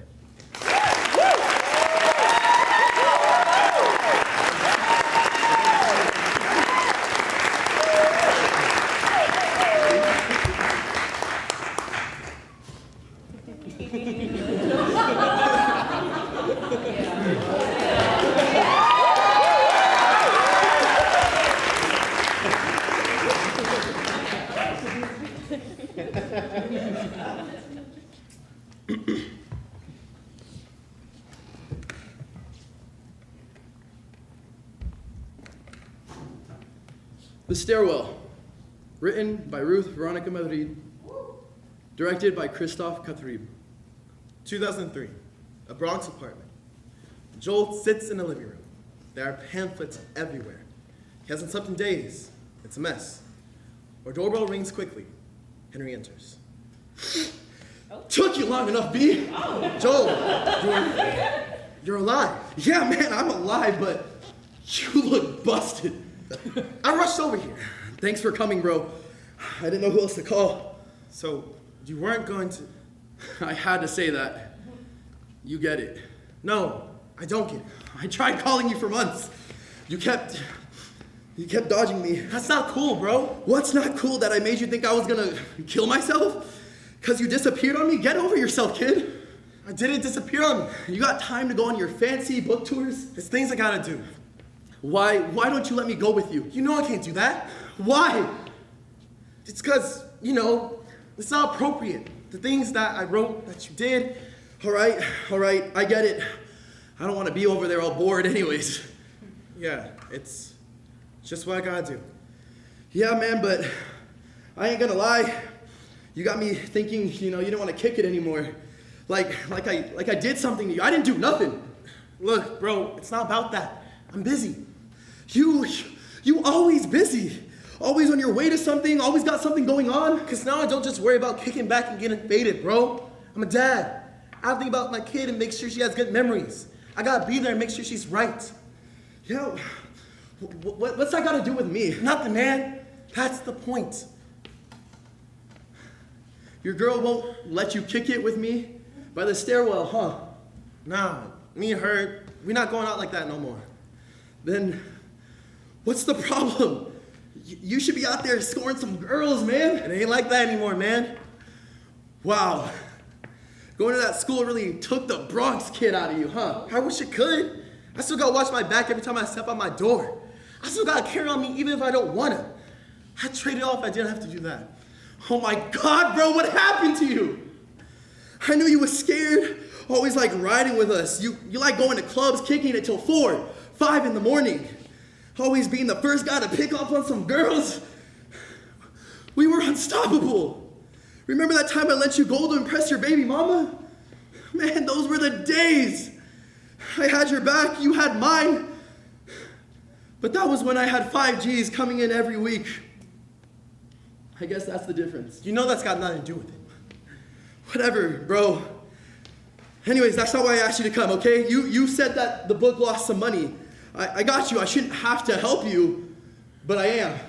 No, you don't gotta worry about that. No, I take care of my people. Look, Joel, I really gotta go pick up my kid. 5 minutes? After all I've done for you, bro, what I'm about to do for you? 5 minutes. You're not gonna regret this, man. All right, what is it? I finally did it. I finally got my money-making system. Is that why there's all this trash on the floor? It's not trash. Look, how to make thousands instantly. Profit in days. Money easy, money fast. You're kidding, Joel. This is the same stuff we got scammed into in high school. You're about to kill the guy who made us sell this shit. Exactly. Now we're smart enough to be on the other side. I'm not doing that. That's how the world is, man. If we don't do this now, someone else is gonna. Might as well be the ones, who make some money. I don't care about the money. You wanna stay working at that school forever? Look, Henry, the world isn't just gonna give you what you want. You gotta make that shit happen for yourself like a man. Like a man, I'm not gonna be working for no one except myself. And I'm gonna bring you up with me. I hear you, man, but that's beside the point. No one's gonna fall for it. That's why we gotta reframe that shit. Take a piece of info from these papers, sell it in a DVD. Like those commercials on TV. We can talk in Espanol, get the whole block to buy in on it. We can dress up looking all dapper and shit. I gotta stop right there, man. Look, I'm glad you're finally doing something different. I am, but I don't know why you need me to do this. I can't trust no one else, man. Everyone else be playing me for a fool. I know it ain't your style, like me. I flash straight. I know you flash straight also. Why don't you ask Elise? That shiesty motherfucker crossed me for the last time, bro. This is right up his alley. He went over my head and did a job without me. He asked me to help him do a big job boat robbery on the port. Money in kilos worth $500,000. That would have been 250 G's each. Man, that would have been it. We would have been good. I would have been taking care of everyone. No one had to worry about nothing, not even you. The day of the robbery, he said he was too scared to do it. Man, I knew it was bullshit. Next week I see him and his girl in a new Lexus. Man, how the fuck do you think he got that? Nah, he did that shit alone. He didn't tell me. Luis is pretty good at saving money. That could have been from something else. Nah, man, he lied. I would have never done him like that. When he was in jail, I made sure he was taken care of. If we all together, we make money together. I don't care if it's $1,000 and there's 7 of us. We break it up. People doing grimy shit to just make money nowadays. I know, bro. He's probably telling you the truth. He's just good at saving money. It's probably best you didn't get caught up, Joel. I got a lot of love for you, right, bro? I know, bro. That's why I don't even think twice about what you need from me. You said you needed to follow me for your book? I got you. I let you in the room, man. I ain't never let anyone in here. Yeah, I don't really want to talk about that right now. If you ever want to write a part 2, I got more stories, bro. I might not be doing these stick-ups, but you could talk about how we got into business together, how we turned my shit around. Yeah, man, I appreciate you thinking of me for this, but I really gotta go now. No, we didn't finish talking through my idea. I think you got it all figured out. I need you for the English parts. I'll be doing it in Spanish, and you do the commercial in English. We can dress all dapper and shit. You say the English parts because you speak better English than me. I would get really, really stuck with the English. I know you can do it because I seen you talk to people all professional about your book. You're used to talking in front of people. Aren't you always talking in front of people? It's different. I was doing it to educate people, not to sell anything. So you just write a book not to sell it? It's kind of complicated to explain, but basically, yeah. Nah, man, don't even worry. We're gonna make our money back quick. Not gonna lie, I was kind of hoping to get a cut out of that. I never said anything about that. You know what? It's cool, bro. Because now we can make it up by doing this. There's nothing to make up. I'm not doing this. Oh my God! You're gonna do this. You're not leaving until you say yes. Joel, man, calm down. You know the things I've done to other people for less? I'm not asking you anymore. I'm telling you. What? Why are you surprised, bro? You didn't think I'm at business? You know everything. You know about every single person on the block that I took out, how I did it, why? I've been to lift this up from the ground. Now you scared? You looking at me shocked. I'm doing this for us. That's bullshit. It's not! I gave you all my stories thinking it was gonna help you. Now you scared of me? I'm not scared. Then why do you shut me out? Because the things you've done, what you did in that apartment, you tortured people. You burned them. You wanted me to tell you. I know. And you put it in the book. What is it all for if you don't give me anything? Not even your fucking time, man. It's my story. I don't owe you shit, man. I grew up around that shit too, around you. This was my story too. No, it's not your story. You know what? You're just a little kid wearing fake gold, hanging out with real men for protection. To feel like a man. And then pussying out when you see the real shit that we gotta do. At least I'm not the one trying to make chump change off of our people, man. People don't know English who are struggling. I'm struggling. Me, man. That's your fault, not mine. I can't get another job. All this fucking time, man. I should have saved money. I should have been smart, like Luis. I don't got shit. No one wants to buy from me anymore. No one will take me because of my fucking record. I can't get a card. I can't get no spot. I can't get anything. I'm just here and We don't have to talk about this now. Joel begins to tear up. This is the first time Henry has seen him this way.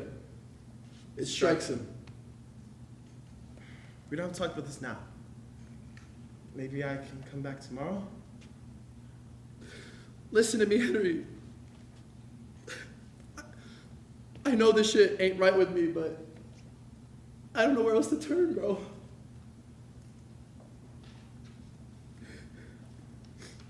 You'll be fine, Joel. You always got a way to get what you want. No, this is different. Look, man, to tell you the truth, I don't feel right. I feel really low. I feel like sometimes, like taking a gun and blowing my fucking head off. I don't tell nobody, bro. You're the first person that knows this. I'm tired of this shit, man. I never saw myself like this, kid. Joel, you've done unimaginable things. Things that took me such a long time to understand. Shit, I still don't understand. I don't expect you to. Every time I think about those things, man, I remember the kid I grew up with, who had dreams and did everything to get it. That kid wanted to be a firefighter. I can't do that no more. Stop talking like that. You don't need like that to be happy. That money means nothing, bro. Nah, man. When you're used to a certain lifestyle, it's hard. I've been used to it for a while, you know. I can't go working no 9 to 5 like that. If I had known this is what you're gonna end up like, Joel, I would have never. Joel, I'm sorry. But you can't be thinking like this, man. Get up. Henry! I haven't shopped in like 2 years. I got the clothes I have, kid, but I got 2 years without shopping. At all, bro.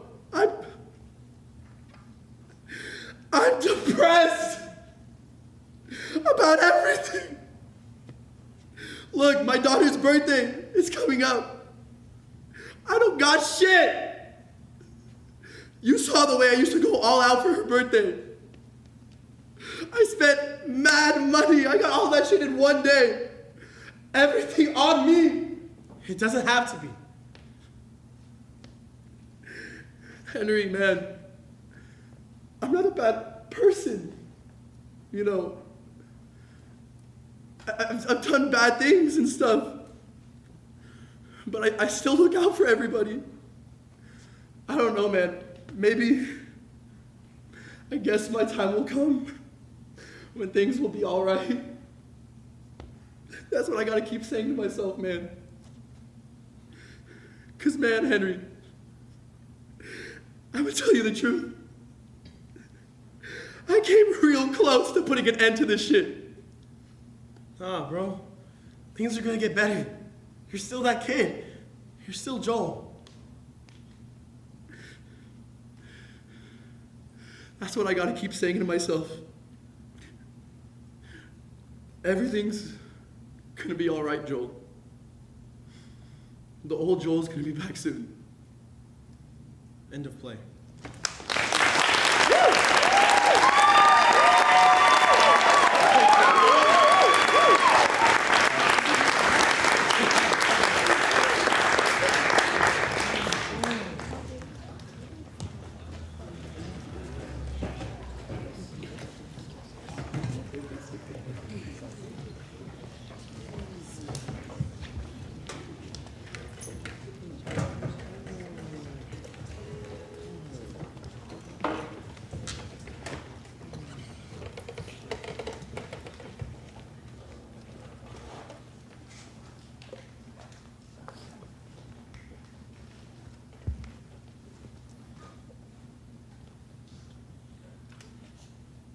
Warehousing by Emma Howard.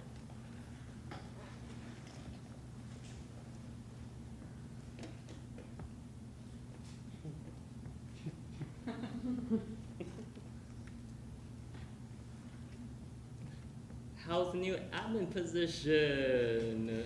They just hired me because it's an urgent care clinic and I've worked in healthcare before, but it doesn't translate.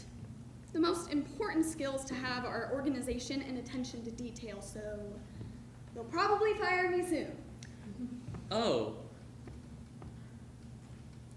The radio was on upstairs, by the way, when I went to use the bathroom.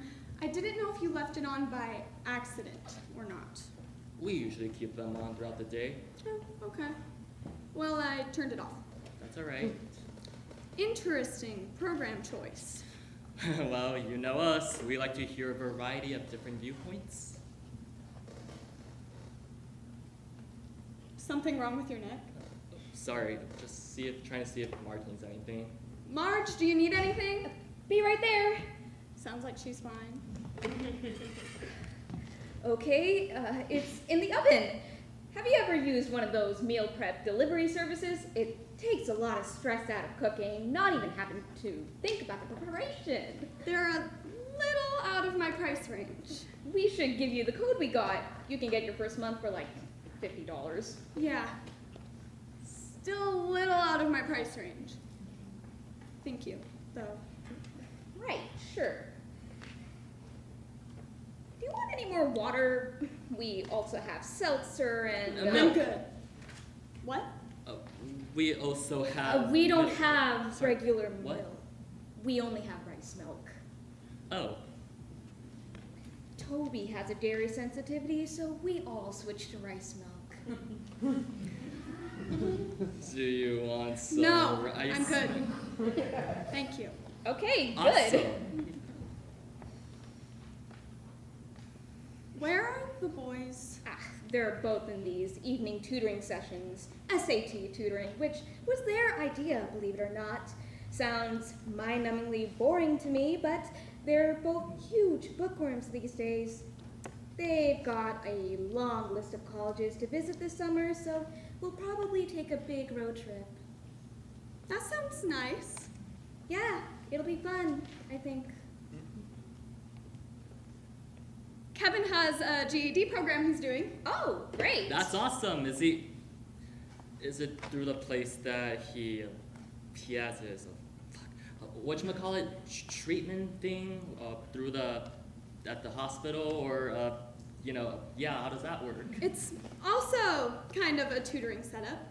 They have an outside person come in and work with him so he can get his GED by the end of the year. Oh, so he'll still be on track with his peers then? What do you mean? He'll still be, on the same timeline he gets out of. He could still be on track to apply for admission somewhere for the spring semester? Oh, no, not really. I have no idea when Kevin will get out. How is his treatment coming along? From what the staff has told me, not well. Sorry to hear it. It's not really a hospital, though. Which we all knew, but calling it that felt better. It's a prison, basically, but everyone's drugged all the time. Surely it's better than prison. Not by much. I thought this was the place you used to work at. Same hospital, yes. I never worked on this unit. Wasn't this the place you complained about being too luxurious? When I was like 22, yeah, I was an idiot. But were you that off the mark? I know people are confined there, but aren't their living conditions like pretty comfortable, right? The building is surrounded by barbed wire. Sure, but the outside is uninviting. But if it were really as bad as you say, why would it cost so much to keep It's a state hospital. You're picturing like a celebrity rehab clinic or something, and this isn't like that. It's a state-funded hospital.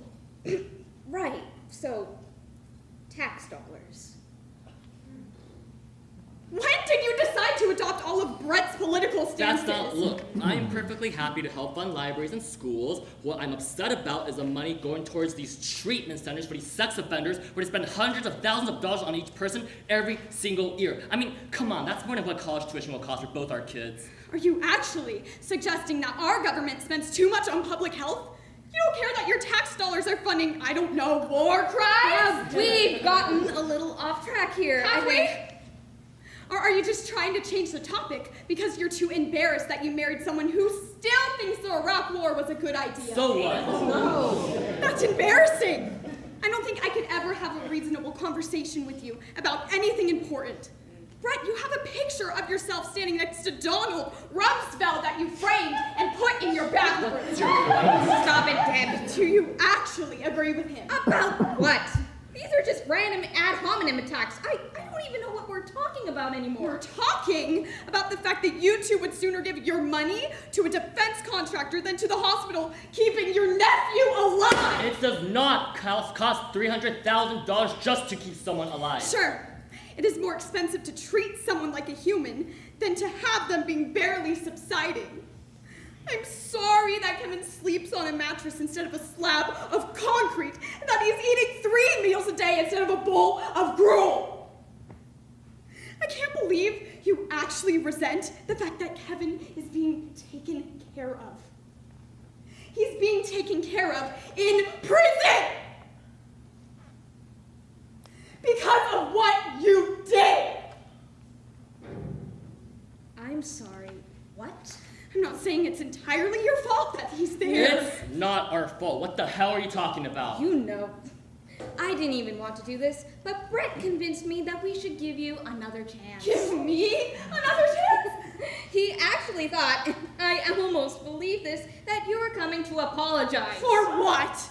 Oh my God. Kevin sexually abused both our sons. He was overly affectionate with them. That's not abuse. What happened to you? You can't just stop caring about survivors once your son becomes a perpetrator. And there were so many warning signs that people alerted to you for years. But you ignored every single one because you couldn't admit that you failed him. It's not my fault! Not entirely, but you can still take some responsibility. That's what you wanted? It would get all of us some closure. So you didn't need to report him? What? If all you needed to heal Was for me to say I failed as a parent? What was the point of locking him up? If you don't need the satisfaction of watching him rot in prison. I can't listen to this any longer. Deb, I'm sure you know this on some level already, but we did this for Kevin. He's not rotting in prison. He's getting treatment at a hospital. At best, that place is a warehouse! In the past decade, there have been hundreds of patients and only 13 of them have been released. The rest of them stay there or get endlessly shuffled between other institutions. Even when they complete the program, most of them can't leave because they don't get approved for housing and there's nowhere else to go. I don't think Kevin's ever going to leave. End of play.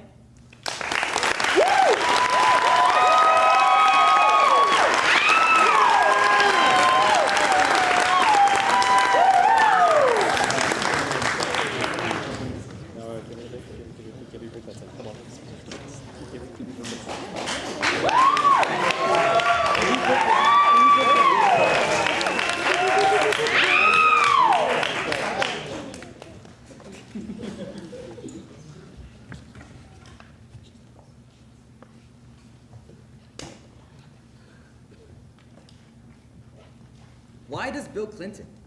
By Carly Thomas, directed by Paige Goodwin. Content warning. This play contains discussions of sexual coercion and sexual assault. Please take care. Lights up on an auditorium stage, exclusively adorned with 3 leather armchairs. After a beat, some top 40s pop anthem cosplaying as feminism blasts on full volume. Allah Stronger by Kelly Clarkson. God, I hate this song. Jeej, your microphone is on. What? Oh, shit. What's up, Ann Arbor? Thank you all so much for joining us tonight. Welcome to our first ever live recording of Why Does Bill Clinton? Boo, Bill Clinton! Those of you who follow us on our socials know that in just a few minutes, we're interviewing a mystery guest. Now that we're here, we're finally ready to reveal. Are you ready for it? Oh, they're so not ready for it. We are interviewing, oh my God, writer, activist, and personal inspiration to us both, Monica Lewinsky! I cried when we got the confirmation from her assistant. But alas, we gotta do intros and shit first. I'm Gigi Horn, comedy arts performer, in-process pre-novelist, U of M sophomore, and co-host of this podcast. I'm Tatum Makari, econ major, ethical entrepreneur, sophomore here at U of M, and other co-host of this podcast. If you don't know what our show's about, Why Does Bill Clinton is an experiment in agitprop media, one in which we analyze society's ever-present, persistent obsession with this former predator-in-chief. A far departure from the shit-ass Shakespeare you-prods the department insists on staging. Faithful listeners know this, but for our first ever live show, it feels apropos to retell our origin story. Right, Gigi? Let me set the scene. Almost 1 year ago, freshman Tatum and freshman Gigi are sitting next to each other in Poli-Sci 101. The Bill Clinton week of that class came early and came brutal. Gigi was the first brave dissenting speaker, pushing back against the tide of sycophantic baby incels, and Professor Incel too, all drooling over his brilliant economic policy. Eventually, this one raises her hand and says, "Hi, question. What if men who abuse their power and privilege for their own sexually coercive and or sexually assaulting agendas shouldn't get to be president?" I fell in eternal soulmate-style friendship love with you then and there. Yeah, I don't know. I couldn't not, but it was a hard question to ask, right? And to ask it to, like, the most venomously misogynistic people I have ever met in my life, especially what I was working through, I guess. Yeah, I love you. I love you. And T, the way you came in and unrelentingly backed me up for the last hour of class, you saved my life. That is when I fell an eternal soulmate-style friendship in love with you. And thus, a podcast is born.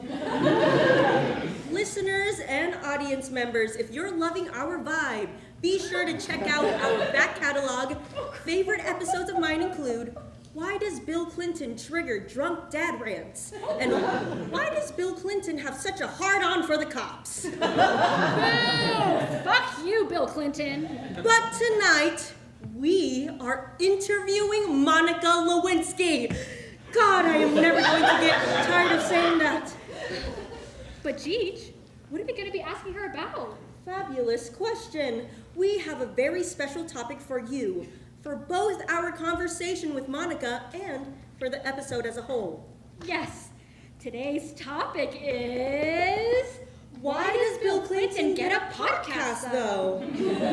Incredible, right? It's meta. It's agitprop. It's perfect. Totally. A few months ago, we stumbled upon his rambling, okay, boomer, podcast called Why Am I Telling You This? Boo! Fuck off and fuck you, Bill Clinton! Basically, all he does is mansplain to high-profile guests his opinions on politics, duh, but also like healthcare and jazz and the Olympics and pop culture.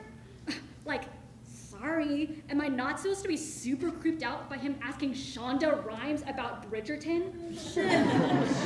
I forgot about that jazz episode. He plays the sax, you know. Well, guess what, Ann Arbor? We've got one pretty high-profile guest of our own to try and help us figure out... Why does Bill Clinton get a podcast, though? Guys, gals, and non-binary pals, give it up for our guest, Monica Lewinsky!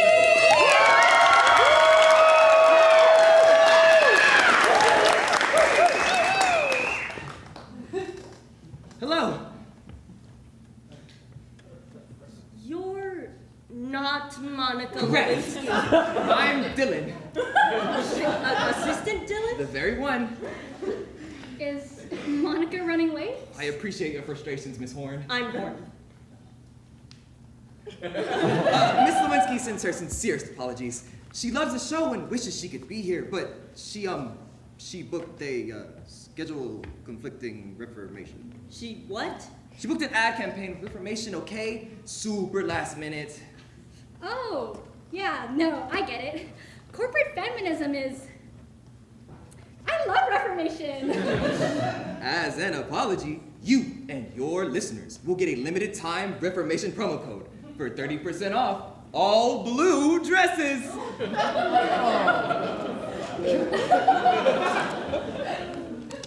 Is that supposed to be funny? I think she's like reclaiming it. Whatever, it's Reformation, and you have maybe 9,000 listeners? You sent us an email confirmation like 3 days ago. So what, our pathetic little agitprop agenda isn't good enough? Is that what you're saying? Ooh, I could tell somebody learned a new word this semester. You wouldn't know agitprop if it fucked your stepmom on her OnlyFans.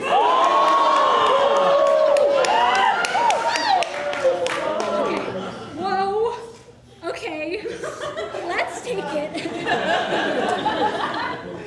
Dylan, we are clearly disappointed. Sorry, of course. That was an insensitive thing for me to say. Slacks-wearing fascist motherfucker. I make $18 an hour. Respectfully. Did she at least send you along with her thoughts?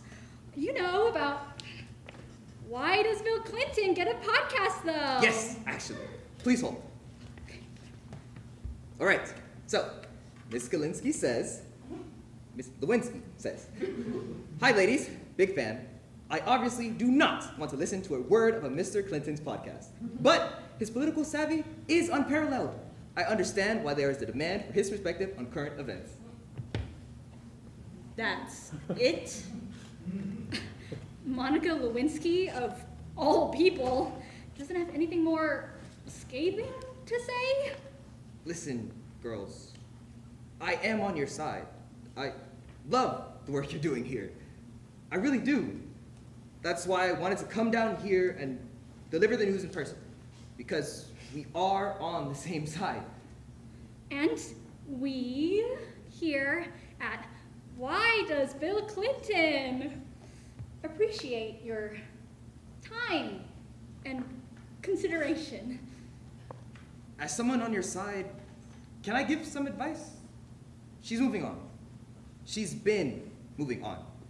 You would fare well to do the same. But you just said you love the work we're doing here. I know, but given the apocalypse-tastic state of everything, comparatively, he's not that bad. Do you know anything about him, what he put her through? I know Miss Lewinsky is the face of Reformation. So no. I know who the 21st century Monica Lewinsky is, and the impact she is making now.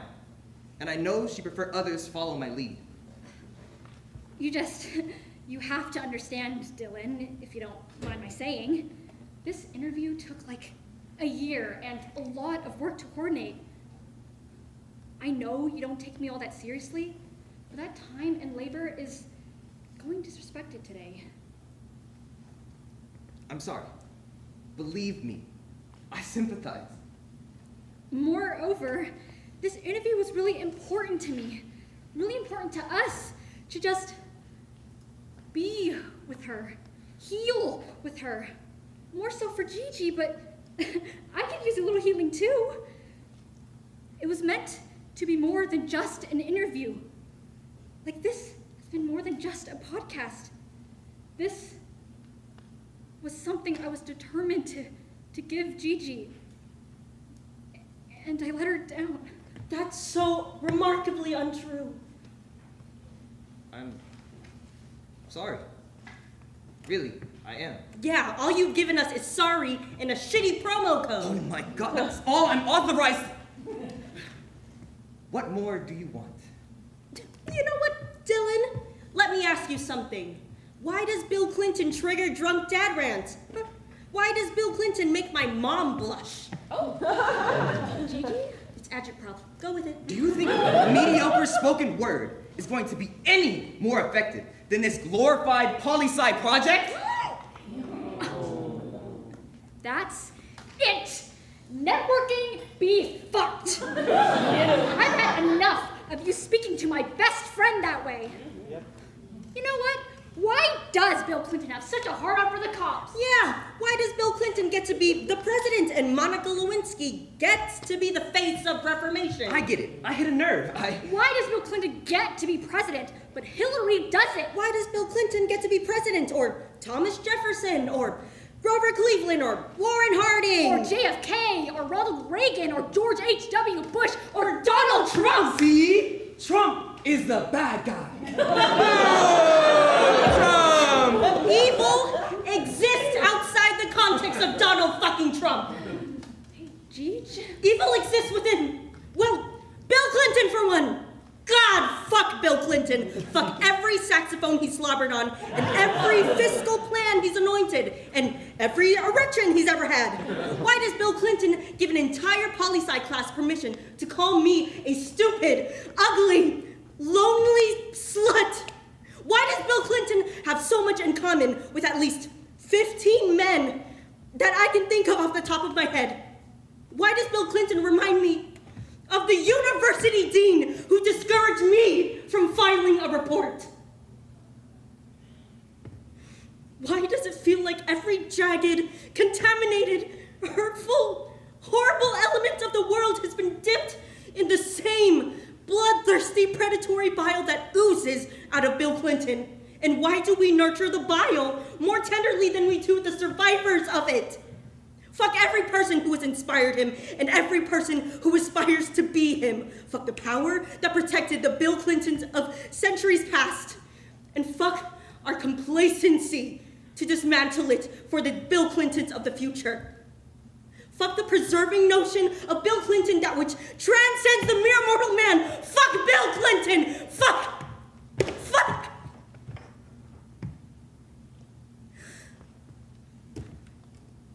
I know.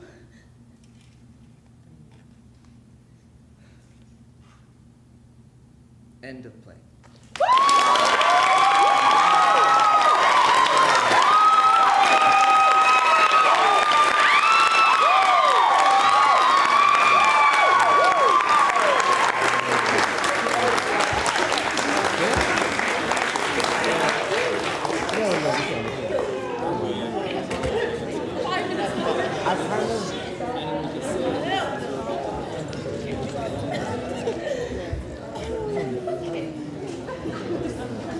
All right, everyone. Thank you once again. A round of applause to our company.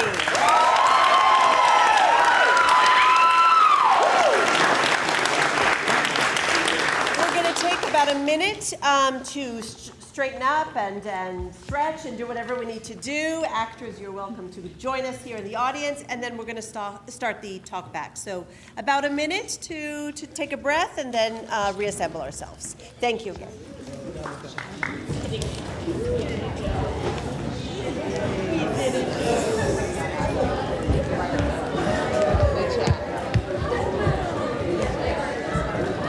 I just need to get my husband. But, yeah, I'll be right back.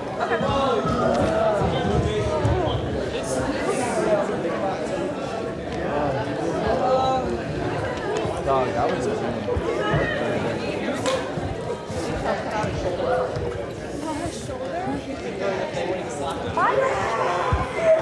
Did you guys want to stay for the talk back? Sure. You tell me.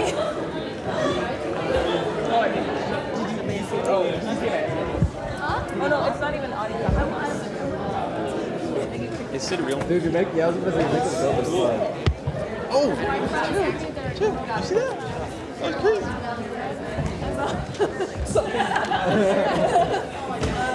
Inspiration.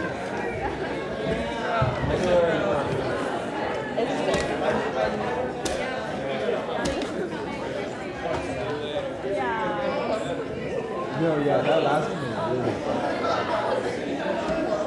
That was really good. That was insane.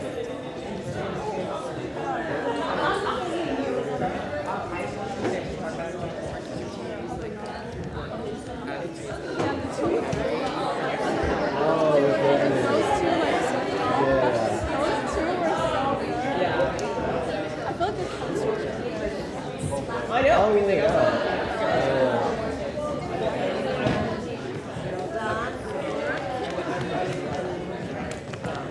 yeah. Before it gets too late, we're going to start. Everything here? All right, everyone. Thank you so much for staying with us. If people want to take a seat, I know it's getting late, so I want to get started. All right. Thank you. So, I got my okay. Actors, come take a seat if you would like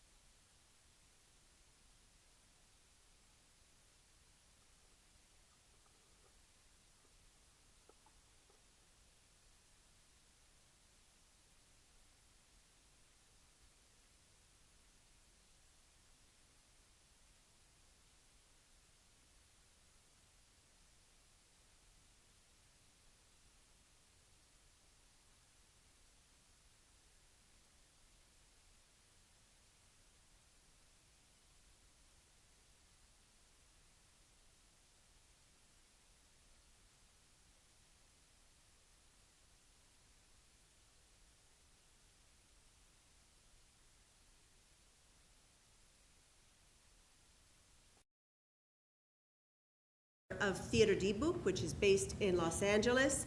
He's also worked with theater at the Boston Court.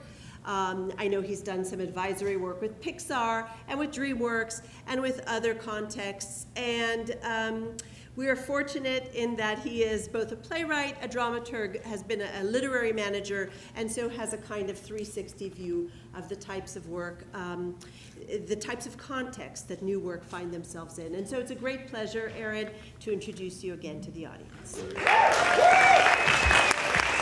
everyone. Thanks for having me again. For those who haven't been here in the past or weren't here last night, welcome. I'll tell you a little, and hello at home. I'll tell you a little bit about how this generally works. It's not really a group talk back, because with 9 plays, right, we could, get on your pajamas, it'll be great. What it really is I'll have some one-on-one time with each writer, 5-6 minutes. I'll be asking them a few questions, giving a little feedback. You'll hear it, take it in as well. And you are welcome then afterwards talk to them one-on-one. So just so you know how that's going to work. And for the writers who've been through this before or have seen me before, I'm friendly. It'll be and for those who haven't, it's just a conversation. And the last thing I want to say before we dive in is that this is part of the process. Sometimes people come and they're like surprised we're going to give immediate feedback. But actually, here we are in a university setting. This is a learning process. And actually part of the point of reading series, as opposed to a fully produced production, is that it's a step along the process. It's iterative. It's a step along the way of making our playwriting stronger. I told somebody last night that for each 60 to 90 page play, I write between 300 and 500 pages. So it takes a little time. It's not everything's, I see some faces, you don't have to do it that way. It's okay. Don't worry. So I'm gonna, if I say anyone's name wrong, please correct me. I'm gonna call down each writer as we go through, and feel free to tell me your name if I say it incorrectly, of course. So Sundowner by Ava Fojtik.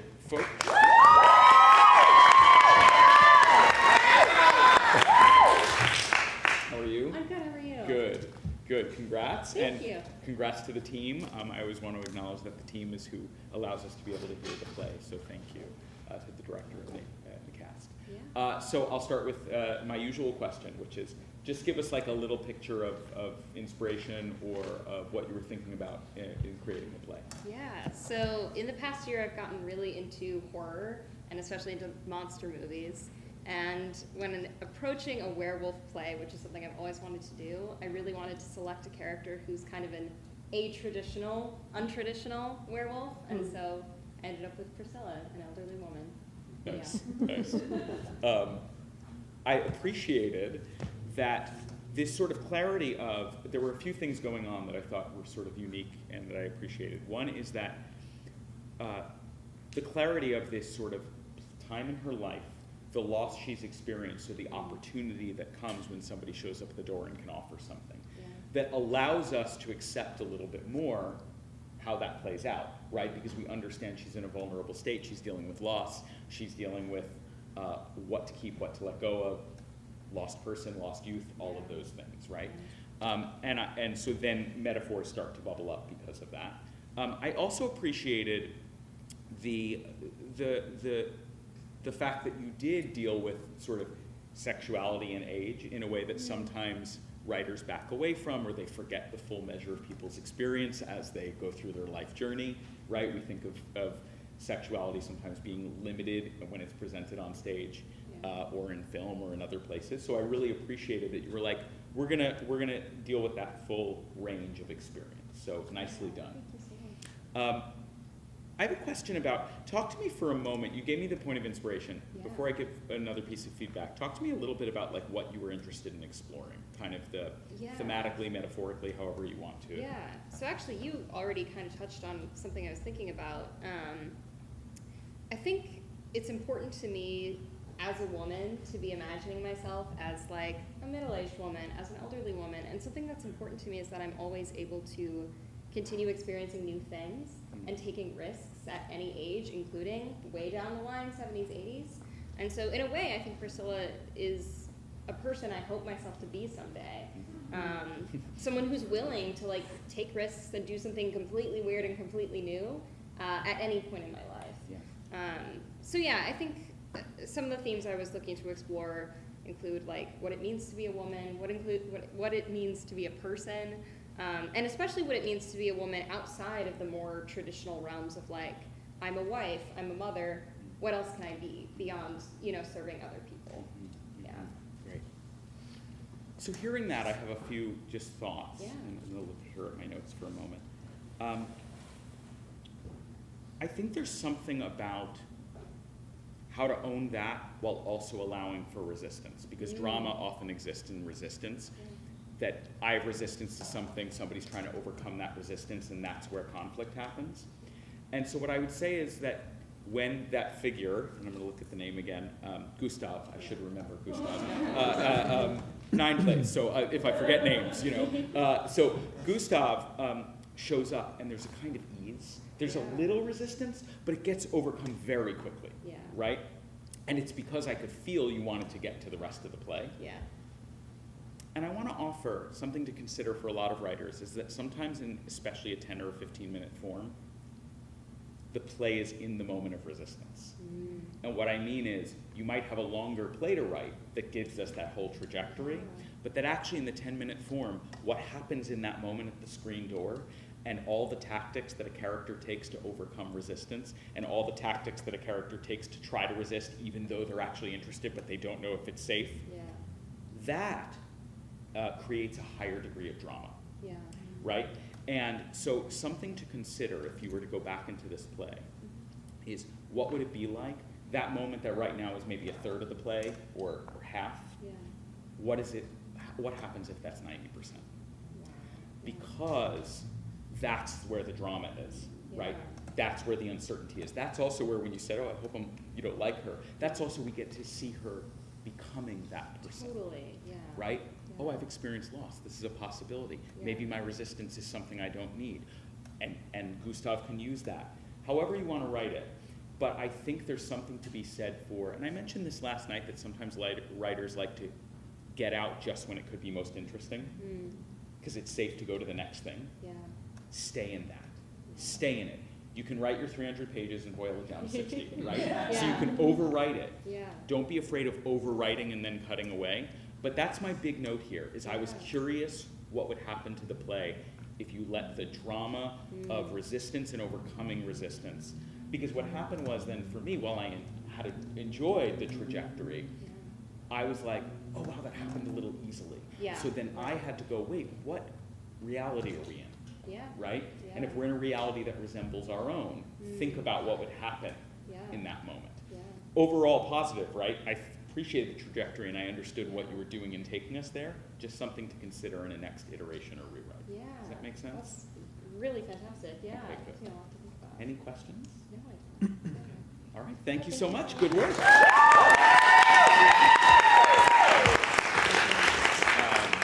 Party line, Allison Moon. How are you? Good, good. Again, congrats to the director and team, and thank you for your good work, and thank you. So, tell us a little. I asked, everyone will learn very soon. I asked the exact same question at the top, so tell us where it started, or a point of inspiration, that kind of thing. Based on a true story. Yeah, I was waiting outside of Immersive Party for way too long. And I was just kind of conjuring what would be more exciting to happen than what was happening to me at the moment. I see. Yeah. I see. Okay. That's great. I have so many questions about it. But that's for after. So actually, let me ask a follow-up question connected to that. So this is sort of a imagined recounting of an event, right? A more fantastical accounting. What were you curious about in it? Other than this happened, and I wondered what would happen if it was larger. What were you exploring or wanting to kind of figure out, or as an exercise, were you just trying to see how broad it could get? Help me just understand a little bit more. I think, something I've encountered a lot in my life, and I feel like is kind of in the culture, is this notion of impatience. And that frustration that grows within us, and we can kind of generate our own friction just by being forced to wait for something that we want. In my case, the party was also terrible. I was kind of imagining what would be the most like ultimate immersive experience, which in this world is being eaten by some sort of giant monster, perhaps. So I think I was just kind of interested in like the friction that is created between friends when we are all in this situation of being forced to theoretically wait for something fun. And that funness kind of starts to, or the hope for fun starts to erode our patience with ourselves and with our friends. Great, okay, that's super helpful. I'm gonna keep that here and first tell you kind of what I appreciated. I mean, one is just, right, the extremity of the host coming out, right? There's sort of a comic loveliness to like something that feels sort of familiar, like, oh, I think I know that person. We don't hang out. And also feels extreme simultaneously. I think this sense of what is it to be in a busy place and waiting for your opportunity, for there to be rules you don't have control of. Also the chaos of kind of living in a city that's active, in an active place, and somebody comes along looking for something else, but you rope them into your thing. Like you had a good sense of that kind of life, which is just fun to watch. And we watched the actors embodying it too, which allowed us to appreciate it. So I thought that all was like really working and very clear. And also the setup was clear. We're waiting for something, we can't get in unless we have X number of people, this is in the way, right? There's a barrier to our entrance. Great. So I think you said something, which is why I sometimes ask that sort of why question. You said something that might be a key to considering iteration, which is you talked about the friction of waiting. The friction, if I were to sort of do a graph of the play, right, the friction between your players sort of kind of went like that. Often in a play, if friction is your interest, what happens to the people who are waiting, you should have like an ever-rising thing, and it hits like a peak that's shaking and shaking, and then something blows it apart or it explodes, right? And I think it all stayed a little nice, right? Like if what you're interested in is friction and waiting, then let's see that play out. How desperate can they get? How much disagreement can happen?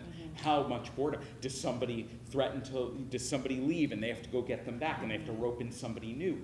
Like, if that's what you're interested in, is in this world of kind of waiting for something and the tensions that bubble up, I feel like then the payoff at the end, which if I understood it correctly, is like, yeah, okay, I'm gonna leave. We've been waiting, but now I'm not even gonna go in, right? That becomes even greater if we've watched the friction reach a boiling point. That's a mixed metaphor, but you know what I'm saying. Totally. Because then the payoff of the release of forget it becomes a true punchline because we've become invested in their own anxieties. So if I were to give like a writing exercise, I would be like, what is every possible point of conflict that can happen in 10 minutes between these people while they wait, and I put them all in, and then remove the ones that maybe aren't supporting the story. So I think that's just something to consider of like, and it's based on what you shared was important to you to kind of look at. So I think it's already there, and it could just, you know, it's like we often turn the heat to orange when it could go to blue, you know, like, and I think let it get hotter. Does that resonate? Oh, 100%. Yeah, okay. I hear that. Thank you. Any questions? No.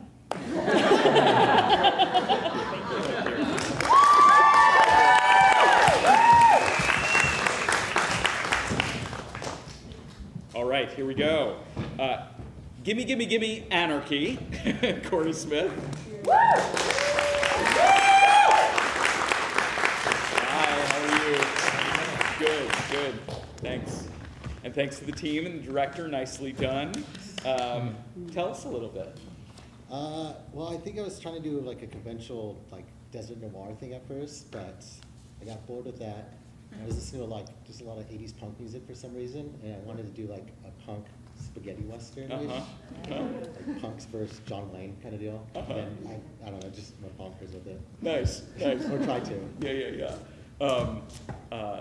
Great. Thank you. And I'm curious, like, have you worked in sort of playing with genre in this way? Yeah, a little bit. Not as directly, I don't think. Yeah. It was fun. Cool. I really appreciated in this the sort of, we were just talking about heat. Like the heat was turned up very quickly, right? You dropped us into, you entered late, right? You entered with they're being threatened by the authorities, we're gonna come in, we're gonna get you, guns are already ready to go, and what are they gonna do? And then I really appreciated, there was a classic, you had a classic setup between the two criminal figures, which is like one who's like trying to figure out high energy, and the other's like, it's cool, you know, like, and that is kind of a classic comic setup of very different relationships to a challenging situation. And that's often where comedy lives, is those different relationships. So I thought that was all really, really nice. And I also thought the clarity of like, here we are in, was it Odessa? Yes. Yeah, in Odessa, Texas. But they talk about like, we'll get on the road and go to Hollywood. Like there's something very specific about like that kind of genre. Am I correct? That was in there? Okay, okay. So I appreciated all of that, and I thought it was humorous and funny and kind of leads us. What I would say is, and it's, I'm sensing the theme of notes here, but I will share. And you just talked about like, oh, I wanted to go to the extreme and see if it would play out. You got fairly extreme. I think there's more extremity to be had. And when I say extremity, though, I want to be really clear on what I mean by that. Sometimes people hear extremity and they think I mean silliness. I actually don't. I mean the opposite. I mean that it becomes deadly serious for the characters, and that's what makes it funny. Their desperation to figure out how to get out of this situation. More attempts, more disagreement, more, I'm gonna go here, no, don't go there, I've got it figured out. What do you mean you have it figured out? This is what we'll do, but I did this. You know, you had 3 or 4 instances of that. If in 7, 8 minutes, you have 7 or 8 instances of that, and it spins faster and faster, that's where the comedy lives even more, right? Because, I mean, if we think about sort of comic forms, right? It's attempt after attempt after attempt, and disagreement after disagreement, and failed attempts, and then moments of thinking we think it's successful, but it falls out. You can actually do even more of that more quickly, and we'll laugh even more because they are trying so hard. Does that make sense? Yeah, that's great. I really like that. Okay. Yeah. So a little, again, I like to give just a little like thing anyone in the room who's writing can do is you write you make a rule that like every 3rd line is a new attempt or a new disagreement. And again, then you can flatten it, but what it allows you to do is go, how much can I cram in and how quickly can this spin, right? And then I can slow down the spin if I think I've overloaded it. Yeah? Yeah. Great. And I think it's because it's already there, so it's just like, right? Yeah. Questions? No, that's really good. I haven't thought about it that way. Okay. Good work. Yeah. Thank you. Yeah, nicely done.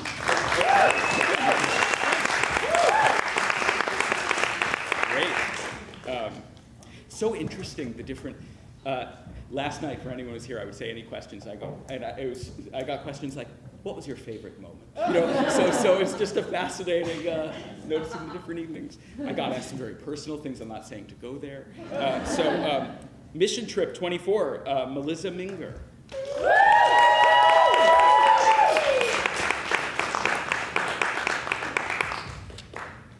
Hi. How are you? All right. Welcome. Good to see you. And again, congrats to the team, and thank you for helping us hear the play. So share whatever you'd like about kind of what you were thinking about or where this started. Yeah, I was seeing a lot of posters on campus, which is like travel, but like volunteer where you travel. And honestly, I looked and I was like, oh, my home country's not on there, and therefore I don't care to try to engage in this. But it also made me think of every time I go back to El Salvador with my family, lately there's always a group of like 20, like 15-year-olds in like coordinated neon shirts, you know, with like vaguely religious slogans. And they're there to like build a church or build community. And I was like, I don't think teenagers are very good at building things. Right? Like when you think about it, it's really like a modern, like white man's burden kind of thing. Yeah. Like to give religion, I think, to some of the most like Catholic places on earth feels a little unnecessary. Yeah, thank you. I really, along those lines, I mean, I'll tell you, I really appreciated the clarity of that perspective in the piece. And what I mean is that, even early on in the piece when it's like, there's a church, it's like Starbucks, right? That sort of like, what are you doing? Also, these things that have lasted, you're building things, you don't know how to build them, they're gonna last 10 years and be done. I thought that was really clear. I also thought the sort of privileged, dominant naivete, that mixture of things, of like, oh, we're bringing something, but also willful naivete of not actually engaging with the world around them, the missionaries, I thought was very clear. And because you had a character who was entering with a perspective and a desire, we could see that even more clearly, because there was conflict, right? As opposed to if you just dropped us into the world of the missionaries themselves without an outside perspective, that's a different kind of satire. It's not better or worse, it's just different. But instead, you gave us somebody to attach to and hear their perspective. Because you can sometimes satirize from within, or you can satirize from without. So I thought that was really nicely done. I also thought that, like, you did a good job of layering in all these issues, many of that you just discussed, of kind of all the issues around dominance, blindness, privilege, were all there in kind of various layers very quickly in 10 minutes. So kudos for accomplishing that. So I think that if I were to offer a couple thoughts, these are just things to consider. And again, I often give notes that I'm like, these are things to consider. It's not necessarily the right choice, it's just an alternative way to think about how you might enter the play. I did ask the question, what happens if you enter later? It was just a question. And what I mean is, you entered with the setup on the college campus. In a 10-minute play, I wondered what would happen if you entered with her already there and trying to fight to leave. And we are in the mix already of being in this situation. And what that does is it often drops us in as we as the audience have to work with the character to kind of feel where they're at and what's going on. And it can up the stakes more quickly. And it can allow us to kind of be there. So it also would give you more time to maybe play even more fully in the conflict. That's number one. Two, correct me if I'm wrong, I think there are two figures your main character is kind of dealing with on the trip, right? Yes. I kind of wondered if either you wanted to strip that down or bump it up. And what I mean is that, is there a central kind of antagonist figure that your main figure is responding to? Because in a 10-minute play, sometimes boiling it down to like a two-hander can actually really help to focus the argument.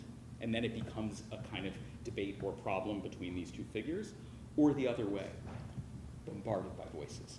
Not two people. Every person who comes and talks to her is a different missionary, a different person giving her a different perspective and saying different things. And she's like, they're trying to fight back against all of those voices. Right now, when you have two or three figures, it is neither like narrow and focused, nor is it the whole world on their backs. So something to think about in any playwriting is the extremes. The extremes help focus the drama, right? So I think that's something to look at. I'm trying to see, was there anything else? Oh, the only thing I would say, and you did a good job of this, just to keep this at top of mind, the main desire to see family, that everything happening in the play centering around that desire for your protagonist. That like the being right, or the saying like, what you're doing is this, is a byproduct of not being able to see the family. That's already there. I'm just saying, like, if you were to do a rewrite, ask of every moment, how is that desire there? What attempt is being made to try and actually accomplish, and then the frustration comes out. Because that will up the conflict, which is, I have something I need to get right now, and I'm not getting it, right? Already there, I just think you can maybe up it a little bit, or just keep it top of mind in any rewrite. So overall, these notes are largely because it's already working, and it's just a matter of what are the things that could even tighten it a little bit more. So does that, questions? No, they all make sense. I have no questions for you. Thank you. You're welcome. Thank you. Good work. Good work. So I just always like, every year it always is like, as I said last night, like, welcome, your new play has just been presented. Please come and meet this stranger who's going to talk to you about your play in front of everybody else. So thank you for your generosity, and that goes for everybody for allowing me to do this. Deserted, Ammie Jergenson.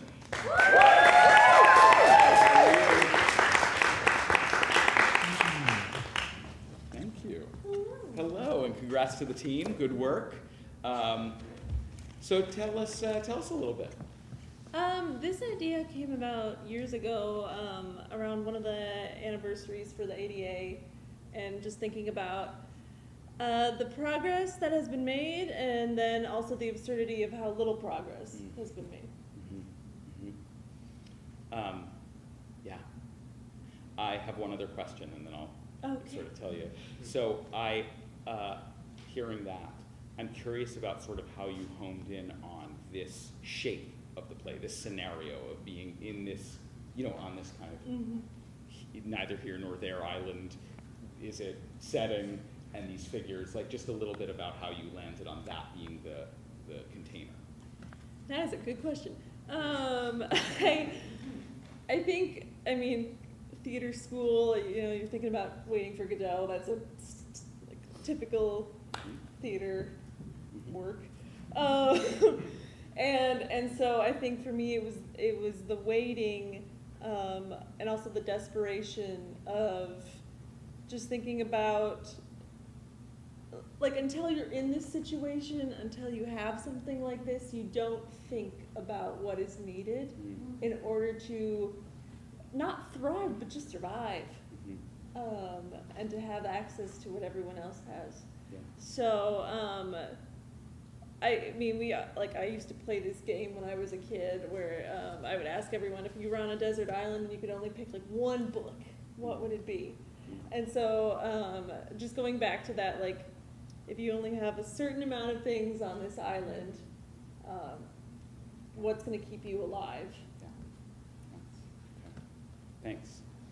So I appreciated hearing that especially. I appreciated the sort of like, we're in this world where there's limited resources and they're doled out, right? They are predetermined of who can get them, to a certain extent, although there's some cheating that happens, right? And we'll take this. There's also this clarity of like, it's our world, but not. We hear these sounds that are like, things get thrown and we hear car noises. So we understand that, oh, this is a metaphor for our world, but there's a purposeful distance being put on it, so we can ask questions of why are people here and how are they being treated, and who's got the privileges to leave and come and go, and who doesn't, right? You also, if I understood, you had sort of like 3 layers of engagement going on, right? You had the one who was the like, we're gonna do it, I'm ready to get out of here, I'm gonna take care of myself. The other who's like, I'm just here, I'm not going. And the other who's like, I think I'd like to go, but I've got some barriers to that, I'm still figuring it out, I'm new here, right? So you had these kind of 3 layers, which I saw as potential metaphors for the kinds of different engagements in society that might exist, right? So I appreciated, especially hearing what you shared, that there was a lot going on in terms of the kind of layers of metaphor that were being piled on one another. So good work. Thank you. Yeah. So I did wonder, talk to me for a moment about what each of these people want. Like the one figure, and I keep pointing over here because it was the figure on that side, it's clear. I want to get off, and I'm gonna do her, I'm gonna make it happen. Right? Talk to me about what the other 2 want. I think for David, the one who is has a broken leg and is kind of new to the island and to the world that he's about to be in for a little while. I think he also wants to get off the island because he's not used to this. But also I think he's also trying to understand the world at the same time. So he wants to find a place where he's comfortable. Whether that's, if he can get the hell out of here, great. But if not, he's trying to figure it out. And then I think Addie is so I don't want to say used to this situation, but is wary of any like go-getters like Alex, who's like, yes, we're all gonna do it. She's like, nah, I've seen this bullshit before. Like, I'm good. And so I think for her, it's just the I think she's desperate just not to get her hopes up. That she wants to just, like, when it comes, great, but if not, she's gonna thrive by herself because she has to. Okay. So I think what I heard is that there's sort of Addie kind of wants to not be disappointed. She wants to maintain her equanimity. She's been perhaps disappointed or hurt or what have you in it, right? And then the other figure, tell me the name again. David and Alex. David. That David wants to get off, but is just as invested in how to be comfortable, how to figure this out, this situation. What I would say is in a 10-minute play, you want to clarify those wants and you want to stick to them and maybe choose one central one. Because I think, especially for David, I was unclear and I think in how you just expressed his want, I was a little unclear in what he was trying to accomplish, and as a result, I was not sure why this wasn't a two-hander as opposed to a three. Like, I understood the metaphors, but I wasn't clear about how this the conflict between, I want to get us going out of here, and I don't want anything to rock the boat because I've kind of figured out and I don't want to be disappointed, that's a clear conflict. But once you added in a third person whose want was a little more watery, it can confuse a little bit the conflict. So I think, I'm not saying you need to cut David out. What I'm saying is, what happens if that figure spends the play trying to be comfortable, trying to figure it out? It ups the difference between those characters, and it ups the conflict, therefore. So that's one thing to consider. Yeah. The other thing is just dealing with the reality. So Addie shows up, David wakes up, Addie's there. Addie hasn't been there before, or they haven't seen Addie, right? And suddenly there's a third person. If I understood the beginning, is that right? Yes. I mean, David's waking up for the first time after this accident, so he has no idea who Addie is. Meanwhile, Alex has kind of adjusted and figured out Addie a little bit, that she's just a staple of this place. So something I would say is, when we're living in absurdity or heightened reality, the people within it still need to respond in the way that they might in a recognizable reality. I've just woken up, there's a figure I don't know. You went through that very quickly. That's actually a big moment. Who is this? I understand who you are, where are we, who are you?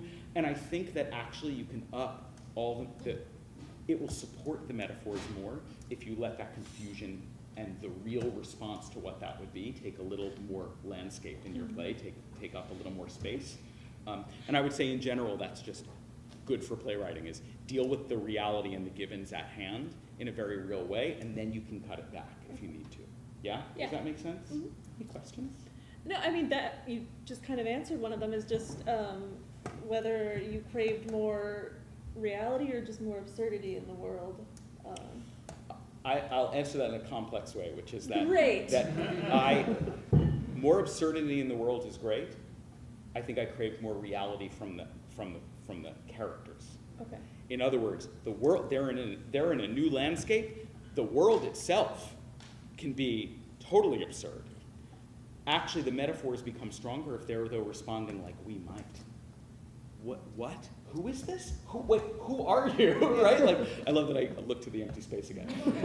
But so I think the craving is both, right? And that's actually where the magic can live. Yeah? Yes. Something to consider. Oh, yeah. 1000%. Thank you. Thank you. Good work. Good work. Thank you. All right, a moment in between. Hayden Harbinson.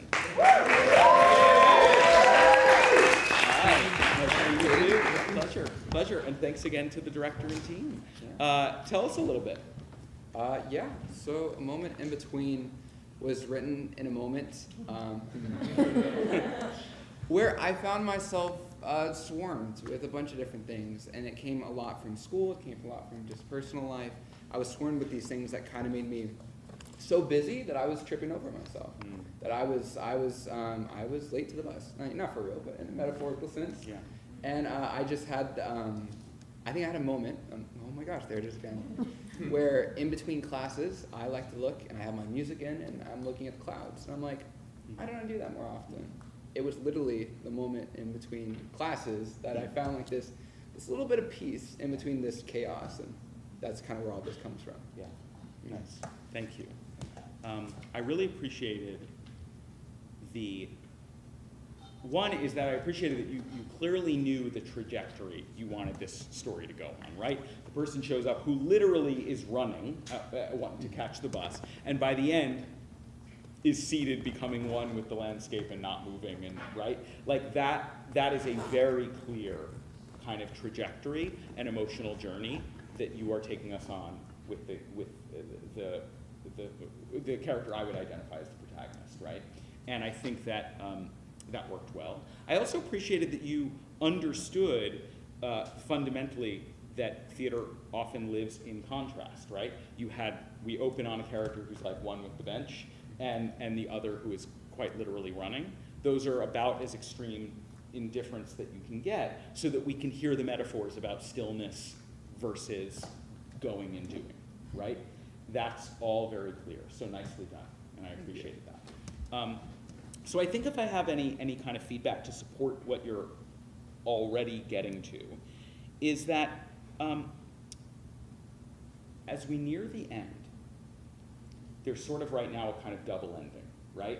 Where the character kind of appreciates and then says, oh, but I gotta go, and then slows back down. That in and of itself, I didn't have an issue with. I think that how you can make that pay off, because that can actually be very satisfying theatrically, like, oh, we think he got it. He didn't get it, you know? And that's kind of, I sense that, and then, oh, the character gets it, right? But I think that in order for that to pay off, though we think the character got it, is appreciating the clouds, there needs to be more fight before we think the character got it. Because other than establishing him as the running figure, that character pretty quickly gets on board, right? Pretty quickly is like, oh, tell me, teach me, show me the clouds. And I think, and again, a lot of 10-minute plays are sort of templates. They're like the 10-minute version of the 20 or 30-minute play I want to write. So I understand that we're rushing through things. But I think something that could support, especially the very sophisticated thing you're doing at the end about, oh, the character's journey is done. No, it's not. I think in order to support that, more resistance, more not getting it before getting it. No, pay attention. No is going to help that ending. The other thing I would just ask is, I'm often going to ask objective questions. What do you think the figure, is it F? F. What does F want? What does F want? I think F, he sees himself in Clifford, the protagonist, and he wants to convince him to stay. He wants him to stay. He says, I see where you're running to, and I know where this is going to end up. If you keep on running, I need you to stay with me to see what I see. I would just suggest, you just had a really clear answer to that. If you were to iterate and do a next draft, lean into that want. And Clifford, if Clifford fights more, we'll get to see that want more, right? We'll get to see what is it to be slow and to be still and have no one there to share it with you, right? There's a kind of beautiful tragic poetry in that, and it can up the desire. Because right now, F is kind of a vessel for wisdom, right? Yeah. And that's fine. In a 10-minute piece, that's okay, but if this were to get even a little longer, we'd start to want more from that character. And so just something to consider. And you just articulated a want, so I think you have somewhere to go with it. All right, any questions? Where is your moment with all of this work-life balance? Where do you find your peace? Well.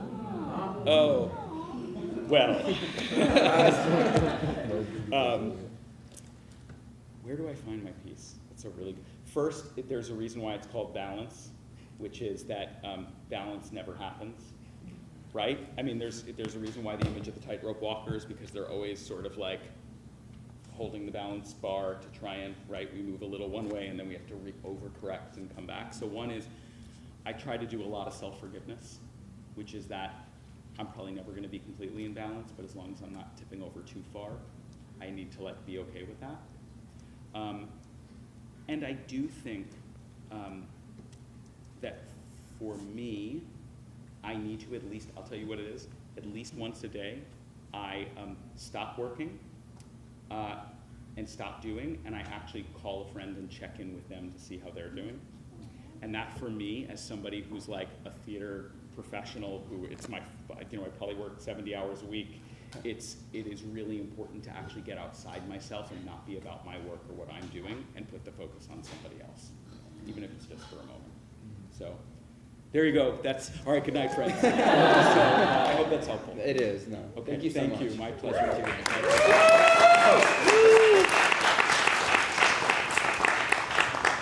All right. Let's go to the stairwell. Ruth Madrid.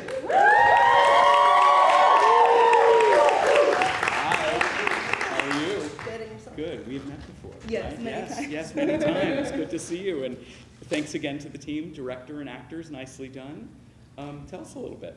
Yeah, so this year I took a directed studies with a professor at UCR for MCS. His name is Randall Contreras, and he wrote a book called The Stick Up Kids, which was an ethnographic research of his friends in the Bronx who went through the crack era, or more like the downfall of the crack era.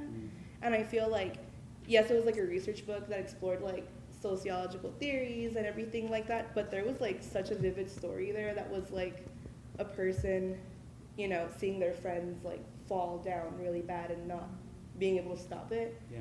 So I feel like there was just so much there, like with like themes of like capitalism, power dynamics, manliness, and there was just so much there that I just had to get permission to write something about it because I feel like there's a lot there. Yeah. Thanks. Thanks. I really appreciated the first of all, the clarity of the setup. Right. My old friend, I've threatened against my own life to sort of get it because not answering my calls or messages, so that I'm going to use that as a pull, although we learn later that may actually be layered in as a real emotional experience. And so that clarity, and the clarity of, oh, you've written a book, successful, not successful, join me in this, and I don't want to be a part of this, I don't even really want to be here with you.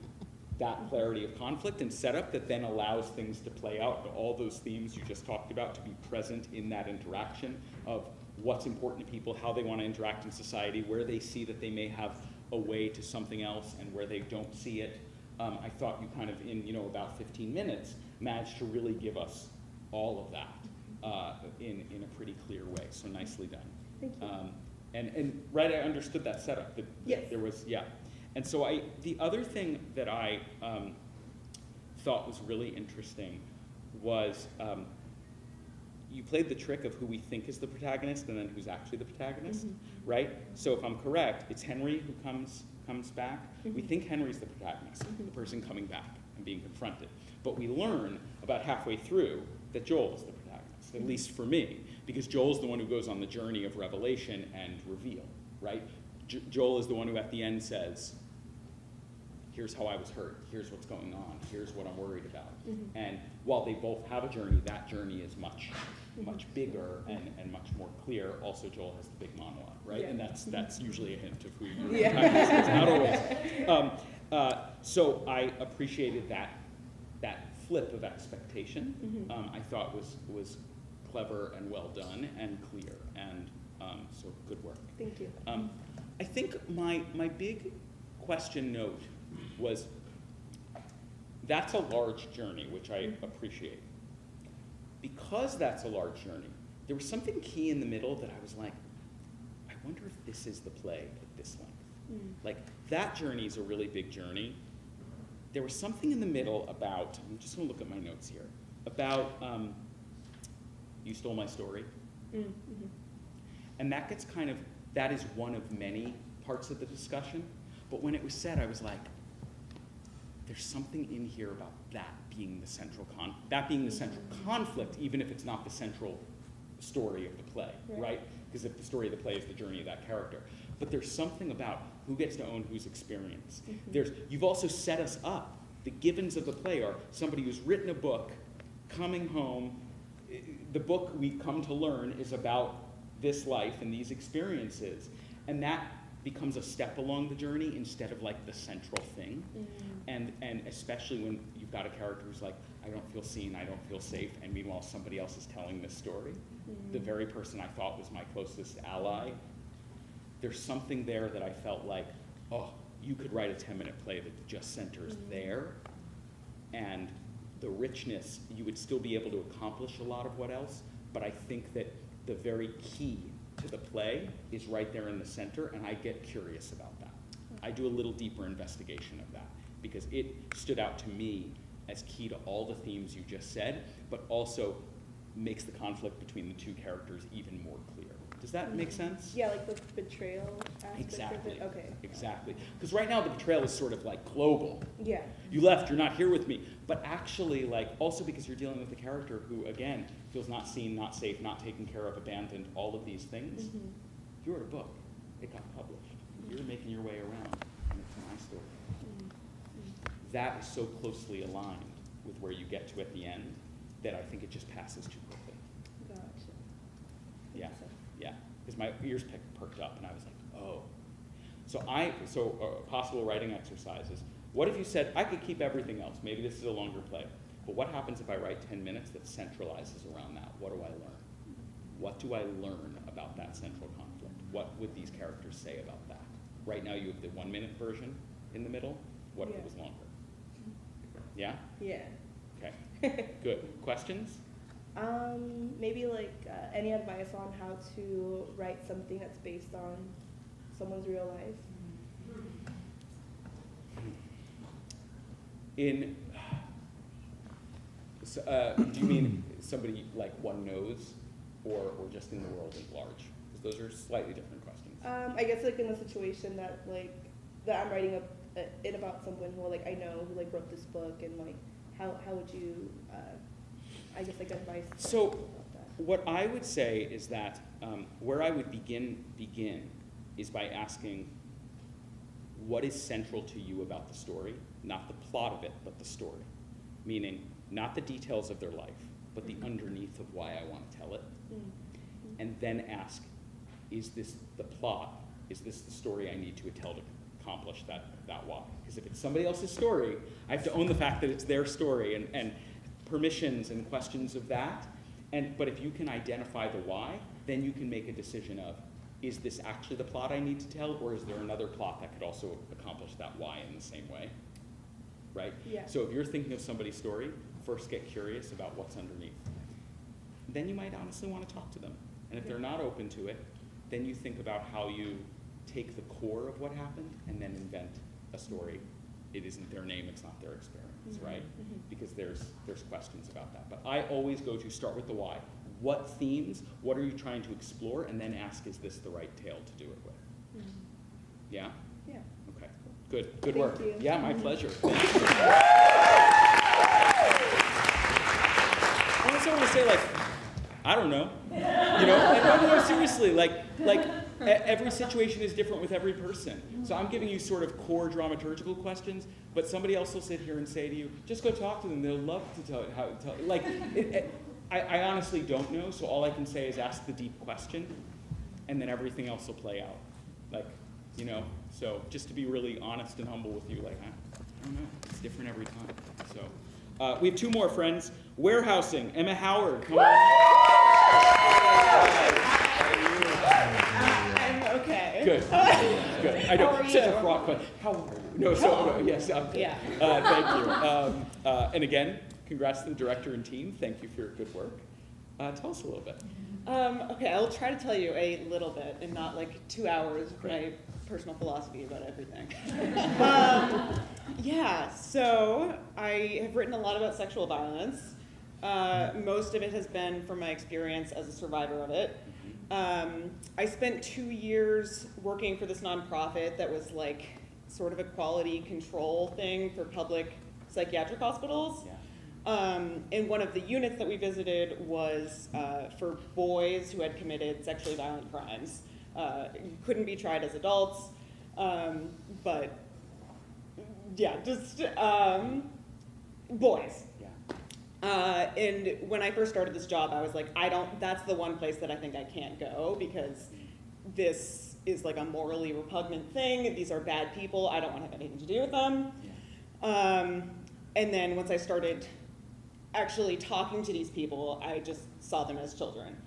And so it really shifted my relationship to sexual violence in terms of thinking about it as like an individual morality thing towards like a systemic thing. Like there's a system that's allowing this to happen. It starts when people are children. And so it shifted my like focus of my rage, I think.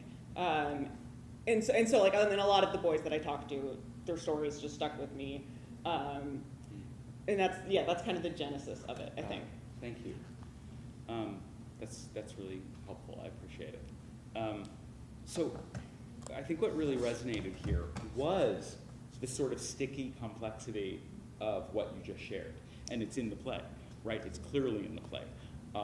As audience members, I'll speak for myself as an audience member, like my allegiances were changing, questions of who I thought was in the right, what my relationship was, the reveal of what occurred, and which then changed my perspective, because you also, you're playing with sort of where people are politically and otherwise to get us on team A or on team B, but then you flip our understanding of who they are and what occurred. So I thought that was really skillfully done, because you kind of, I think I'm in one play, right? I think I'm in the play of the wronged figure at the center by this family who doesn't fully understand who they are and see the situation, who's being, right? And then I discover, it's a lot more complicated than that. And everyone's been hurt. Yeah. And that kind of universal hurt that reveals itself as the play goes on accumulates power. So good work. Thank you. Yeah. And I also, so I appreciated that. So I think if I had some thoughts about how to support what you're kind of up to, I think that, I remember when I was in grad school, I had a playwriting professor who said to me, Aaron, and I'm not saying this about you, but I'm letting you know this was said to me, and then I'm going to soften it for you. What was said to me was, Aaron, you love needless mystery. Was what was said to me, and I was like, how dare you? I was also 22, and we're all different ages. But what I mean is like, and what I mean by that is that I had to work very hard at the beginning to even understand the relationships or who we're dealing with. Yeah. Because of that, I couldn't quite surrender to what you were up to until like a third of the way into the piece, because I was like, wait, is this a job interview? Like I was actually like struggling with even just knowing where we were and who we're dealing with. Yeah. And I was like, oh, why is that a mystery? Like, and I say that because you were up to so many good things that I'd hate to see that like the fact that I have to work hard to know who I'm dealing with and what their relationship is get in the way of my surrendering to the topic. Yeah. Is that? Yes, thank you. I like sometimes forget that not everyone in the audience also wrote the play and is looking so this is like, it's a 10-minute excerpt from a full-length piece. And the actors asked me, they were like, should we at the beginning say, because some of the other people did this, they were like, should we say like who the characters are and what their relationships are? And I was like, no, it's so obvious. But then as I was watching it today and like had the imagined perspective, I was like, I have no idea what's going on, who these people are, what is this? Yeah. So I'm glad you bring this up. This is one of the things about the 10-minute form, is that even if you're showing an excerpt from a larger piece, one has to understand that a 10-minute form has its own integrity, right? And so I think, if in doubt, go for clarity in this form. Yeah. Just when in doubt, go for clarity in this form, even if it feels like giving too much, because we don't have time to catch up. It's so fast that if we're working to catch up, we're missing the play. Right. So that's just something to consider. Thank you. Sure, of course. Trying to see. My writing is very dark. So I think that towards the end, and now that I know it's part of a larger play, this might be resolved. Towards the end, I'm trying to think about how I want to frame this, that there was something about everyone being hurt that I appreciated. I felt like where you want, tell me if I'm right, you wanted to leave us though in a place of clearly being on the character whose son is in the facility, or whose child is. Deb. Deb. I think you wanted us to sort of be empathizing with Deb's position about Kevin's, what she calls, or what they call incarceration, right? Because you revealed so late in the 10 minutes what the child had done. I didn't have time as an audience member to yet feel fully empathetic for the situation that character I could feel in. that. Yeah. Yeah. Because you gave us the reveal at like 8 minutes in, and then 11 minutes in the play's done, or something like that. That is a very short gap to then be able to go, oh, but this is actually about the way the system is failing. Right. I'm still recovering from learning the interpersonal and what this did, and the questions that are posed about, is this parent actually parenting effectively? Like, all of those things you put out there, I don't have time to process before you're wanting me to be on the side of how this child is being treated is wrong, and there's a systemic issue. That's just too large a gap for that period of time. Yeah.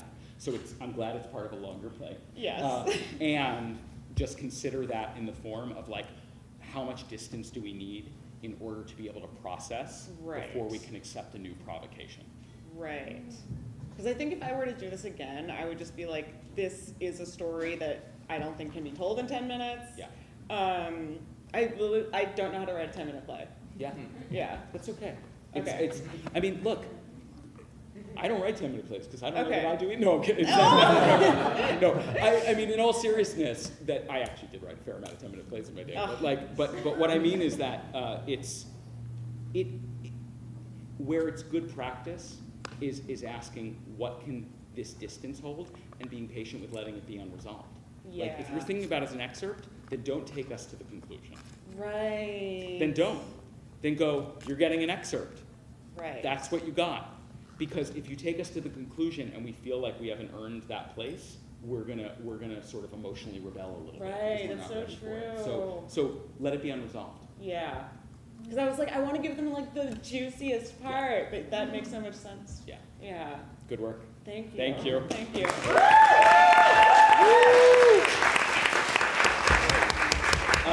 Good. Why does Bill Clinton, Carly Thomas?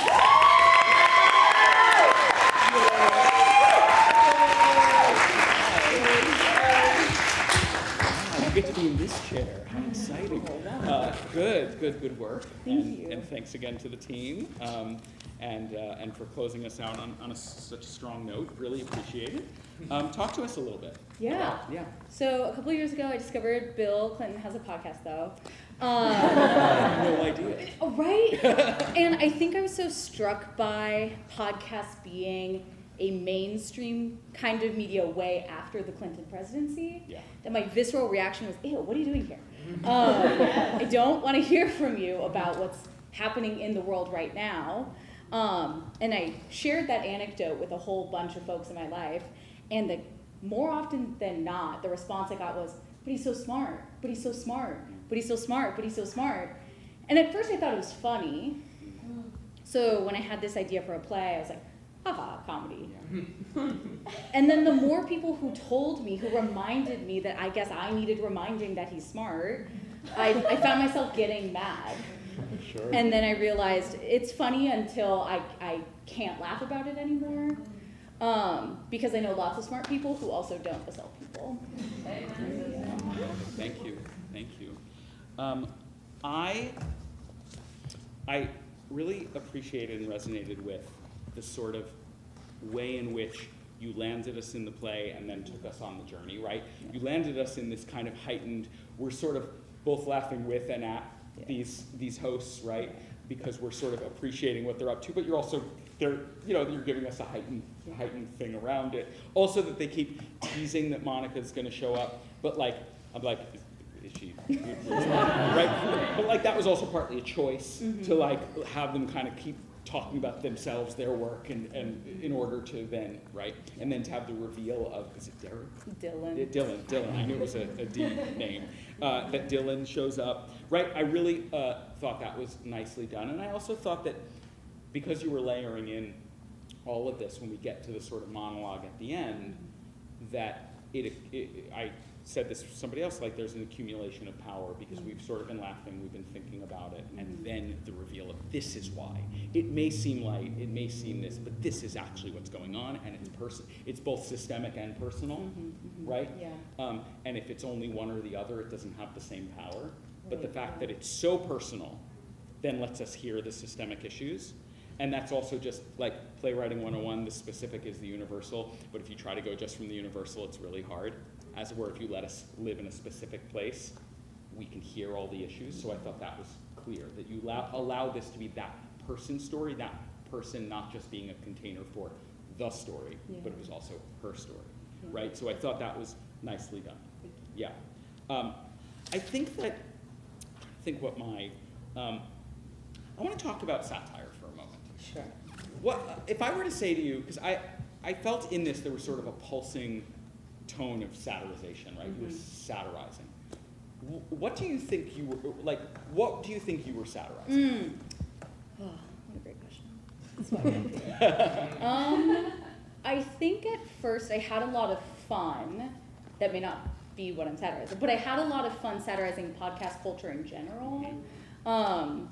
So novel, what was it, like 10 years ago when it kind of really hit the mainstream, and now I feel like everyone has a podcast. I've absolutely voiced I want a podcast. And so I found myself poking fun at that cultural ecosystem that has been created, especially in juxtaposition to, if this is as complex and sticky and thorny as these hosts are offering, and like stand very well justified in the ground that it is podcast the best avenue for it? Great. So I actually want to encourage you to lean even further in to letting us think that you are satirizing these folks.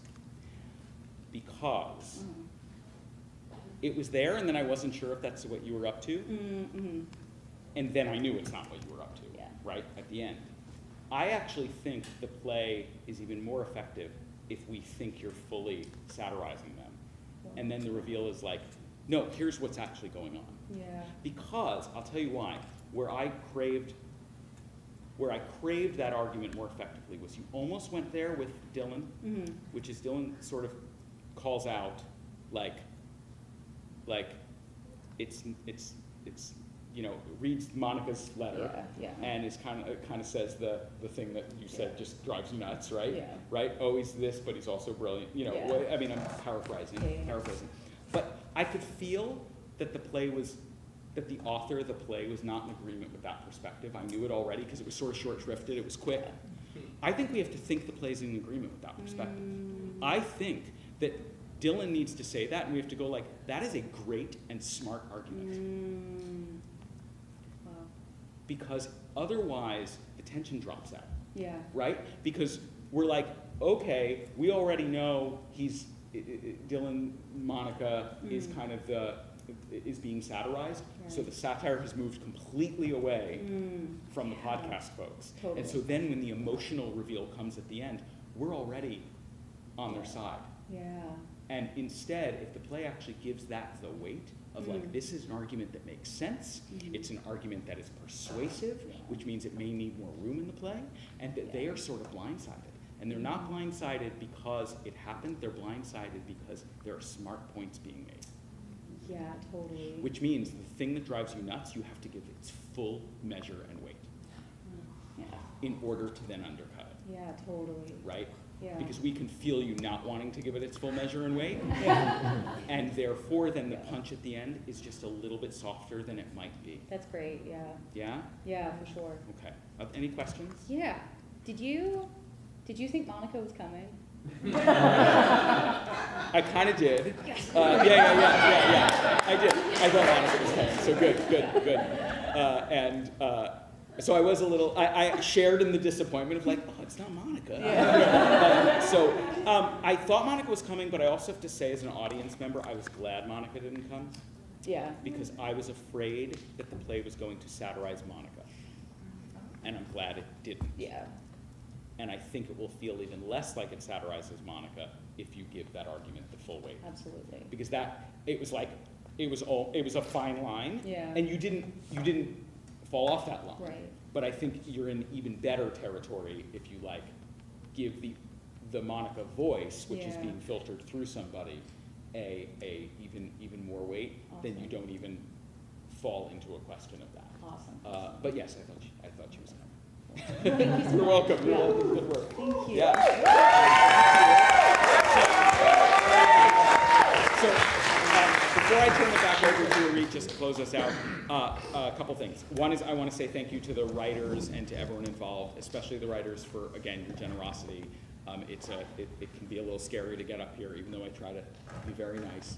And so I just want to say thank you, and thank you to everyone who makes this possible. And I say this every time I'm here. I said it last night, so if you're here, you're going to hear it again. But I genuinely mean it. Like, take what you want and leave the rest. These are your plays. I'm not, a sage on the stage. Like, I'm just another person. Right? And so what I mean by that is that, like, I hope you'll seriously consider what I say. But if you decide after that serious consideration that it's not the direction you need to go, that's okay. It's your play. I'm just here to offer another perspective.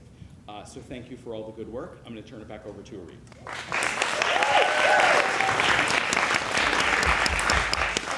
Thank you, Aaron. We learned a lot about specific plays, about playwriting in general. And I want to say thank you to everyone here. And I want to remind everybody to submit your work to KCACTF, Region 8.